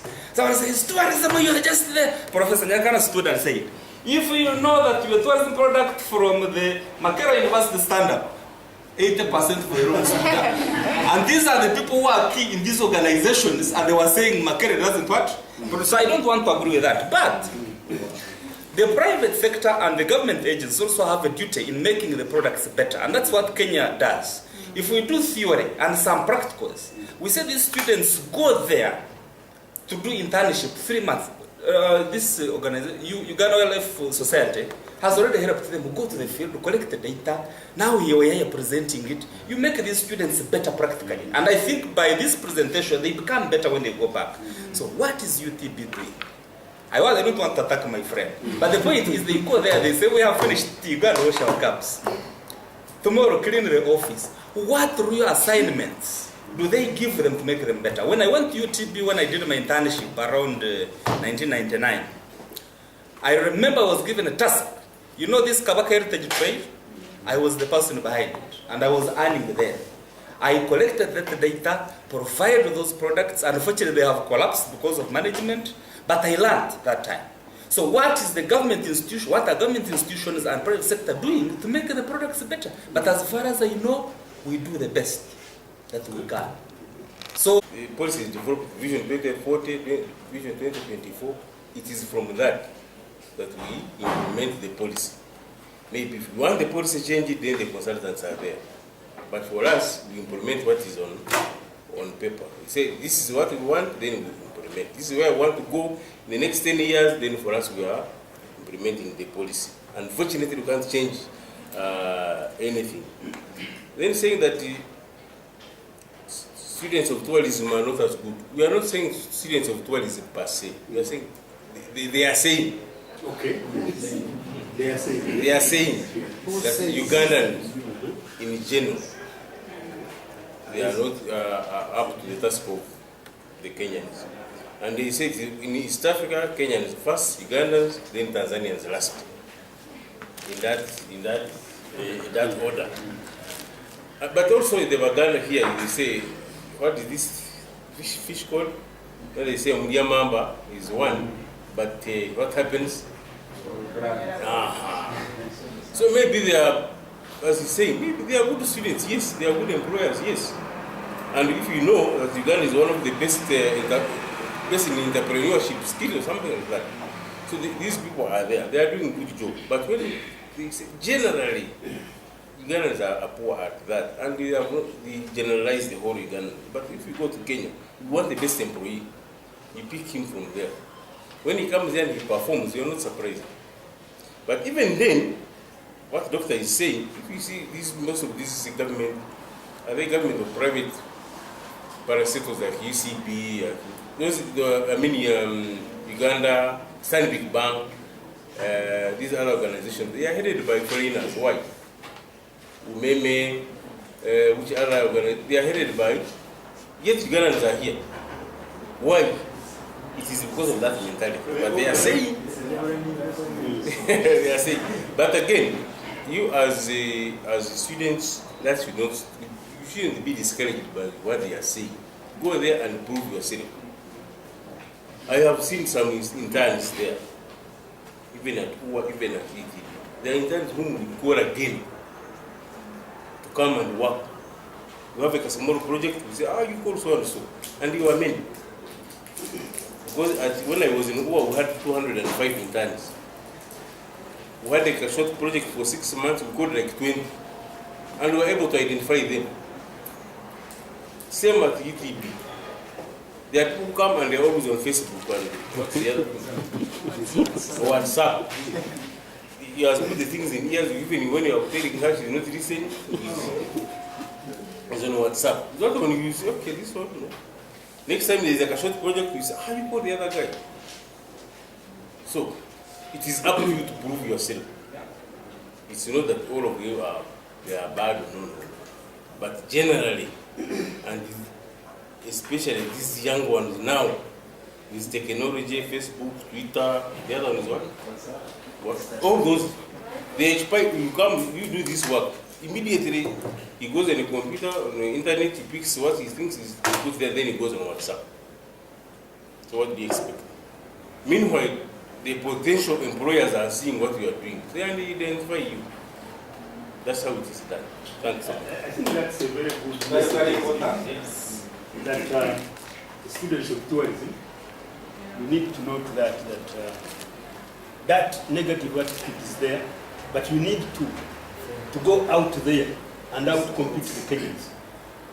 Get it? Because even us, much as I'm not in tourism, I wouldn't want to go to Nairo Resort in Jinja and find the manager and what are Kenyans. Get it? I would want to find some students. And I imagine that if you get to a position close at the top, really demonstrate that you are there. Okay? So to me that is... Mr. Chairman, there is another scenario that I want to bring. You know, also if you look at the history of the country via tourism, because I completely agree with him, and I think really our students need to style up, I always tell them. But if you look at the history of tourism, by the way, the tourism in Uganda is as, I think the real tourism, the sector has grown about over the last 12 years. Yeah. Because you know the problems we are in since independence. And while we are in that, Kenya was busy building institutions, building capacity and whatever. So they have very good managers who have been built over time. And you must agree with me that managing a hotel is not built over time. It's not made over time. It must be not in a day, but over time. You come in and...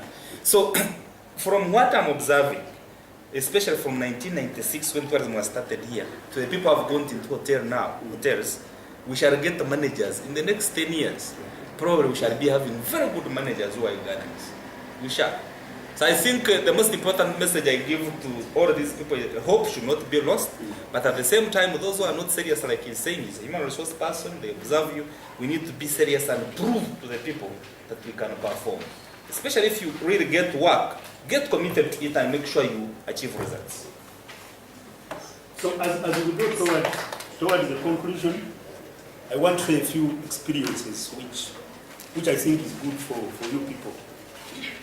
A student from UK comes to do an internship in Lake Mburu National Park. She comes with about $10,000 US. She goes to Lake Mburu, she's charged $20,000 a night. She does her internship, feeding is less than $1. Are we seeing?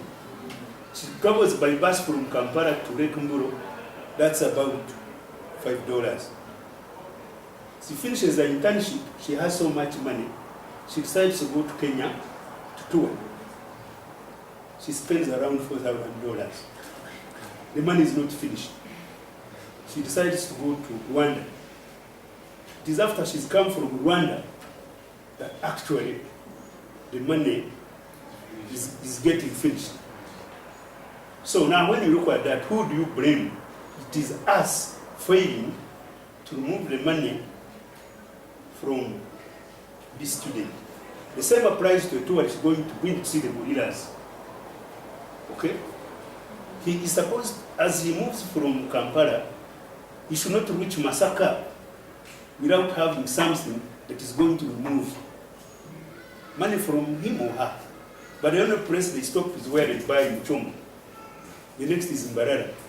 There is nothing in Mfungamo. Are we together? So having woken up in the morning, the guy goes to Standard Chartered Bank, changes $5,000, hoping that this $5,000 will be finished. But the guy, as he said, you find he has spent some 2,000 and 3,000 are still there. So we need to create systems which are able to say, how do you continue removing money? And the tourists, the tour guides should also be put into that so that they know once you reach this place, stop. Once you stop this, now the next place you stop here is the equator, isn't it, along that road? There is nothing between Kampala and the equator. There's nothing in between. So we need to look at that and be able to see that this is a challenge on our side, and we need to think deep about it. Now, we also gave example of the local heart. Okay? Here is a tourist who was excited when she went to Kanyo Pabiji. Kanyo Pabiji is on the way to Matsu. And she was given a hut to sleep in with a simple bed and a mosquito net. This lady was so excited. She was taking pictures of this hut to go and show her mom that this is the best room I have slept in my life. You get it? Because they have these Sheraton, these high places. So if we think along those lines, can you have a hut that is so good, well searched, smart, smeared with cow dung with those designs, as long as the cow dung doesn't smell like that. But you know, the locals have those kind of things. And it's nice looking, it's very attractive, it's very focused. You can find that at the end of the day, you moved it from $15, $20, and the tourists are not complaining. There is another place towards Kibale, where the private sector has put up, has organized houses of the local people. So that when the tourist comes, he wants to stay in a local house and eat with a person on the same table and sleep in the same condition. And when the young boy is going to feed the goats, this tourist from Canada wants to go with the young boy and see how goats are fed. Now when you look at this, they don't look like these are tourist attractions. But at the end of the day, this guy is enjoying, and when he goes home, he's going to tell his other colleague that to go to this particular place, they have this. So my thinking was that these are some of the things which can undo the unlocking. We don't have a national park there, but there are some countries which don't have national parks, and they earn more from tourism than us. So have that at the back of your mind, that when we're talking about tourism, don't look at wildlife as the soul. Bicycle riding, horse riding, all these are potential centers for tourism. And so I would encourage us that if we can look at those, but don't forget what Ahewa said. Ask those questions. You wrote down. What is it that you can package? My first visit to Tororo district, when I went to Tororo district, the first thing I wanted to do was climb Tororo Road. Immediately I got out, I went to the border board and said, can you take me to the office in Tororo town where I can register so that I can get a tour guide to climb the rock?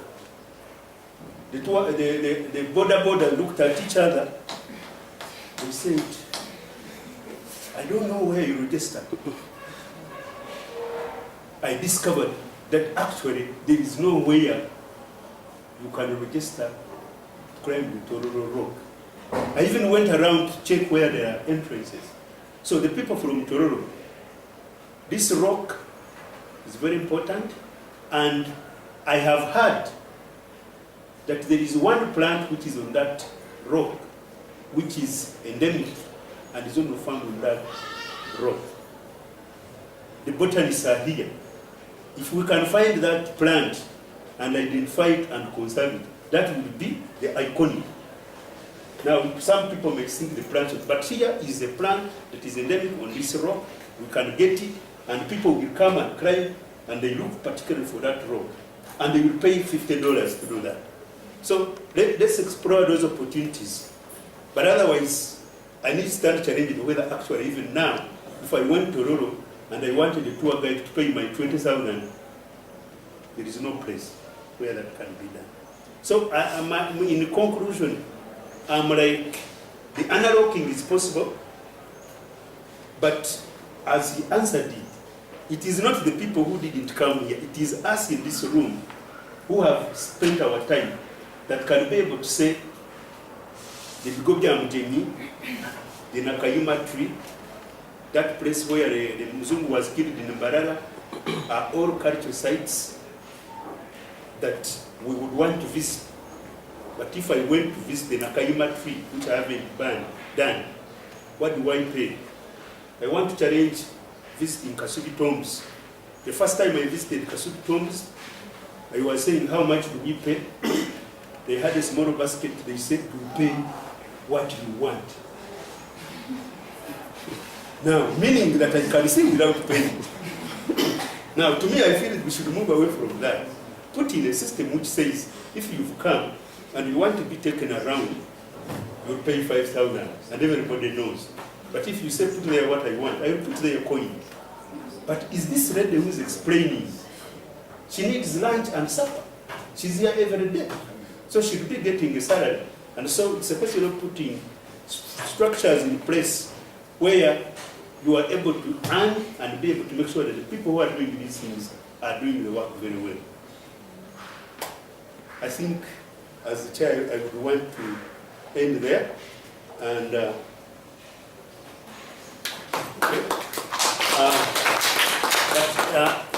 two announcements I think I want to make before I call the chair. I think, however, I want to request you to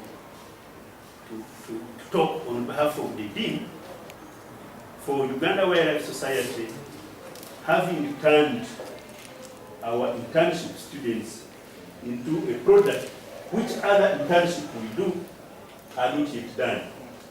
So I think, see how you can phrase it, but I feel if we were doing internship in the different places and they were able to use our students in this fashion, then we would be doing very well.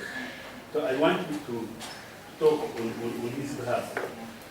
Thank you very much, Mr. Chairman, and I think I can take a lot of time. Professor Mchunguzi and Uganda Wildlife Society, I think we need to thank Uganda Wildlife Society. If you can do a new clap for them. Thank you. Thank you very much. For the first time, and actually I'm paying membership now, before I leave, because I didn't know what it was. Now, as Makerere University, we really appreciate when we have these students. Whether these students are for the sector, they are for the country. As the lecturers, we want the best out of them to go and contribute. So when we send them out for an internship, and an organization really makes use of them and turns them around to do something like this, I think it's something very important. So just in the shoes of the Dean, and I think the Dean would have said this, we really want to appreciate Uganda Wildlife Society for what you have done, and we expect that you're going to do this even in the coming years. And we request other agencies, UTB, Ministry, and others represented to do the same. Thank you very much. This Uganda Wildlife Society has some announcement. Yeah. Thank you. Yes, I said earlier that I am Tewa Gilbert. I work with the Uganda Wildlife Society, and I work with the membership unit. Since Uganda Wildlife Society is a membership-based organization, and I'm glad to hear that Dr. Aheba is going to renew his membership, I wish to inspire you guys to also renew your membership. In case you have not yet, and in case you're not a member, please you can subscribe to one. Thank you. I'll be here. Okay. Let me request the chair to. Sorry. The guest of who know where? No. Just for the month. Okay, close the remarks. He's giving me titles which I'm the chairperson. Yeah, thank you very much, chairperson. This has been a very exciting dialogue. First of all, I want to add my voice to thank all the stakeholders who have made this a successful dialogue. I want specifically to thank Ugandan society who have done such an important thing, because in most cases, field attachment when it began with a few faculties. But I'm sure even then, those faculties didn't reach a level which I can see is have come. And when it became a policy for the university that all programs should have that attachment, we hope that we will get some financial assistance. But it has not come to be as it is. Actually, it is a student-financed kind of exercise. So when you have such institutions who accept our internees, plan for them, work with them, use their little resources to help them do internship, and then go even a step further to have a meeting like this one here. I think we are very grateful for that. Whereas the university have been a bit slow, because one of the important things should come from internship. The host supervisors there normally fill the form. Some of the things which have been recurrent,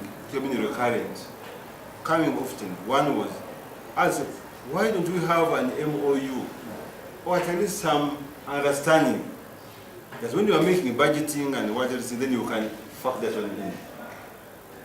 And the university has been very slow in figuring that one there. It has been holding up there in the DVCs. The university had some meetings with the stakeholders, most have been coming. I think the last one was at the Hotel Equatoria. This issue came up, but unfortunately it have not come. Actually, they are partners. I think you asked for forgiveness. We have taken longer to implement what we had agreed upon. But that would be something very important at that funding, because we see you as partners in the training, Macquarie University support training. You have a big challenge. Financial funding is not very inadequate. We still have a problem with the practical part of it.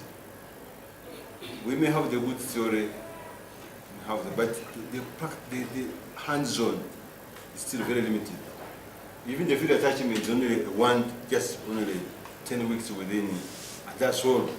So that's still a very big challenge. Maybe in the future, we've had some challenges here which have come up. We have to take note of them. So we are very grateful for those who have come here to participate, the students, the different institution stakeholders, and the presenters who have given us very stimulating information. Not being a war for like a bad feeding, yeah. But it has left us more challenged. It has taken us more growing board to think even more. And that's, I think I always like that kind of meetings. When you go, you don't come out satisfied.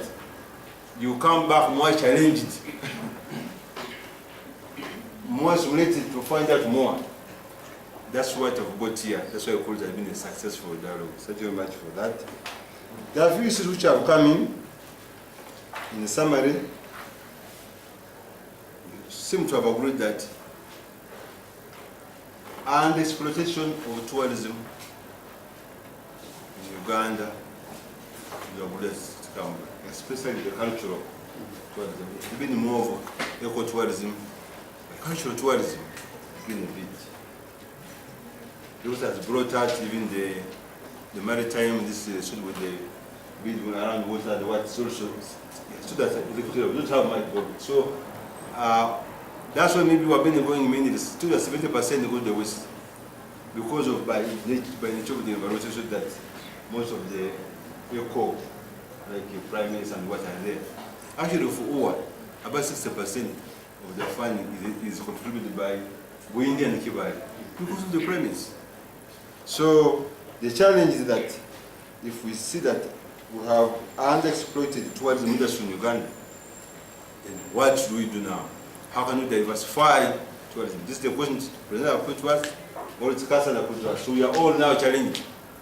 How do we diversify Another thing which has come out with regard to diversification of industry, we see that now and in the future, especially in the future, we are going to have more of modified ecosystems than natural systems. Now ecosystems are being converted. Now, it means even the strategies for tourism are going to change. I've been happy when Dr. brought it out. The strategy, he brought it out clearly. There are some of the questions I had here, but he kept on answering those questions, which was quite good. That how do we plan for the next tourism in the next 30 years, 50 years? We know by 2030, about 50% of African population will be living in urban centers, and going to be like that one day. So, and there are much of the tourism attractions, even wildlife, is going to be on people's land, not in government lands. But the current effort to tourism are doing mainly on these protected areas. But in soon, much of this will be in people's land. How do we now integrate these local communities who are the owners of land? To this, most of them are actually ignorant. We went to survey to see the remaining population of encephalotus in Mayugi district. We asked those people, how do you use this plant? They didn't know. We went to the forest office, who was in charge of that plantation. Because another part is inside there. Found that burnt around and some of these plants have been burnt. Yeah, but so why did you really burn this plant? This forest is very important here. So how do you tend to benefit from this plant here? The forest officer did not know. There was a young lady there. But said, you see, that plant is very important because two things. We call it tea. It's the only plant which existed with dinosaurs. These two gentlemen have been talking about the packaging. That's very important. And they know when it's only 100 city sites in Uganda. But even these ones, they are different species. The one you have in Mayugi, the different one you have in the one in Kiba, the company will just make roads and knocking them through aside. What find a way of reaching the parliament and see lobbying some kind of thing to change the road network. But see, and that plant is there, it can be factored in. So you talk about some plants, they are unique plants, that's a very unique plant. We are saying, because they are tourists who come, who are really more of, not to be told there is a hole here, there is a surveillance here, but they are really such, they want to learn. We went to Cameroon to look to, one of the main activities we are doing there is the carnivorous plants. And we have those carnivorous plants here, for example. That would be something we need to bring out to package so that we transfer ourselves from large mammals-based tourism to, not to actually living in a completely, to diversify, to bring more. And this will be on modified systems which are owned by these people. How do you bring them in? How do you build the trust that they don't see that we are taking all their land, but we are co-partners, or actually they are the ones to benefit? This will be the challenge going to come. We may not have big mammals, large mammals. We should have birds. We've been told here that birds are one of the most, actually bird international is one of the most funded organizations. We shall have like butterflies, like butterflies. Mineral research, can you live there in this kind of areas? So that's one challenge just come up clearly. The other point was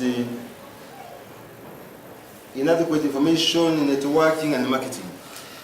The issue of lack of information in Uganda is very serious. In all sectors, we are talking about tourism. Lack of information, because the research is purely underfunded. There is no continuity in the research, because we normally get money. This source has a different interest, and that source has a different interest. So we keep on running up like that. You can't start and move from A to Z. So we lack information, and the challenge you put first here. How do you get this information? I was told that without information, well-researched information, we shall not have good decisions and should forget competing in the world. So that's the challenge put to us. How do we get this part information which can be used? Because I can see there's a challenge that comes especially to the universities. because universities are there to generate knowledge. The ministry want to come to us with the information. You want to say, we want this information. The challenge, as I heard him say it, so that's a challenge now for us to get this information. Then the work is very important part when it's working, but still on a small scale. How do we do this? And should start right away from the curriculum.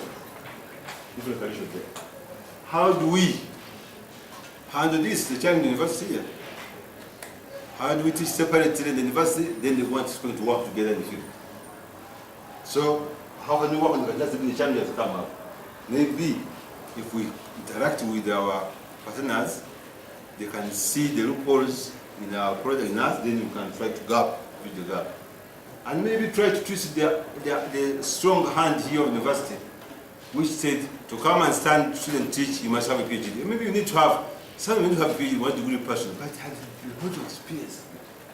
And feel that attachment is enough. How do we factor them in? And we work together to have a good product. So that's a big challenge to build the skills. And that's what came up was the issue concerning the lack of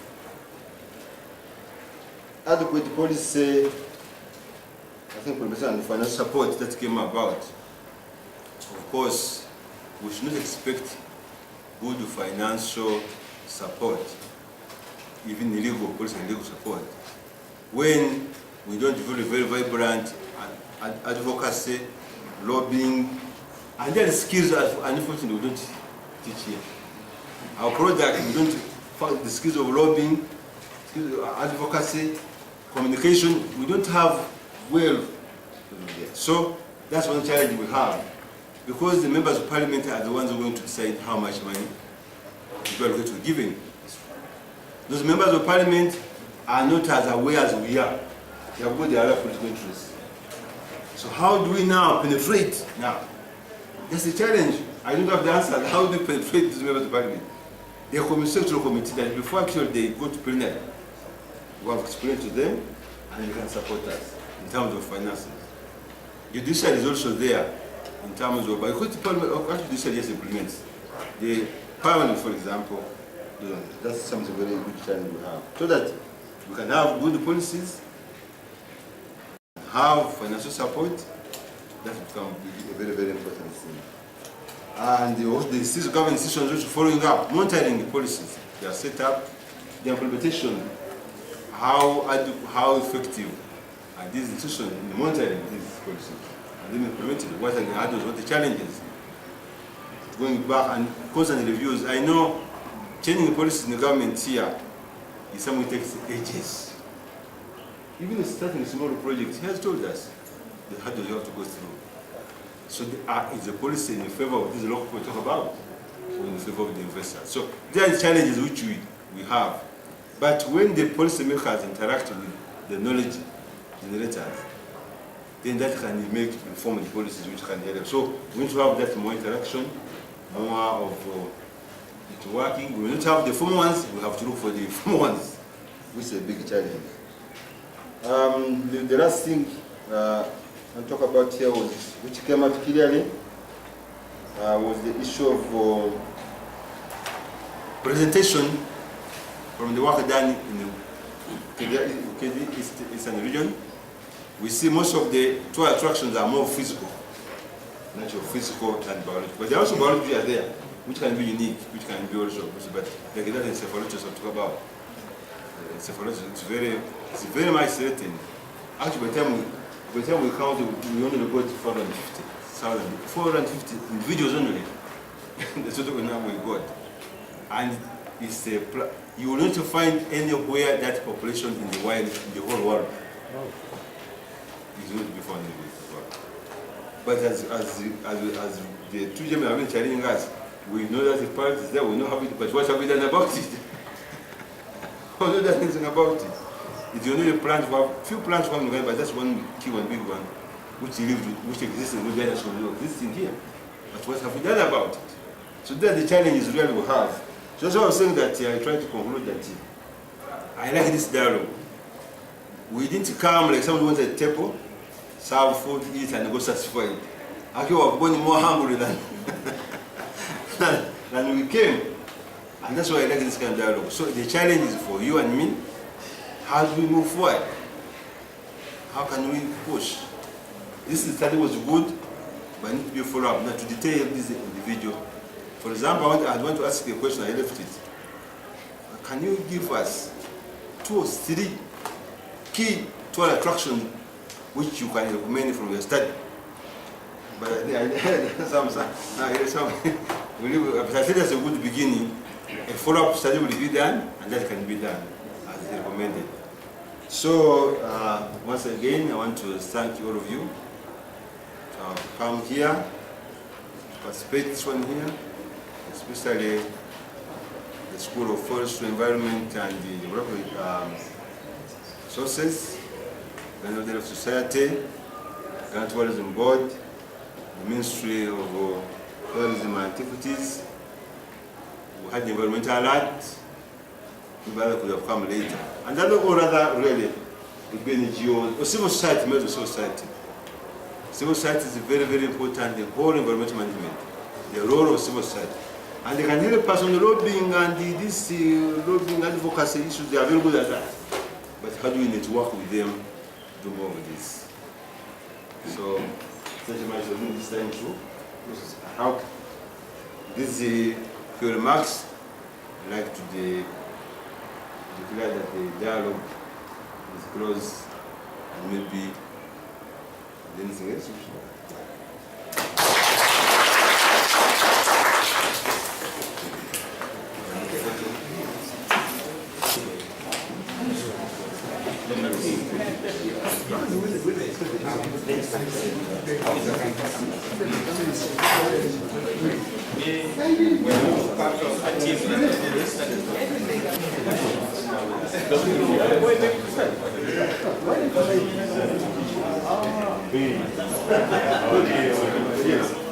Thank you.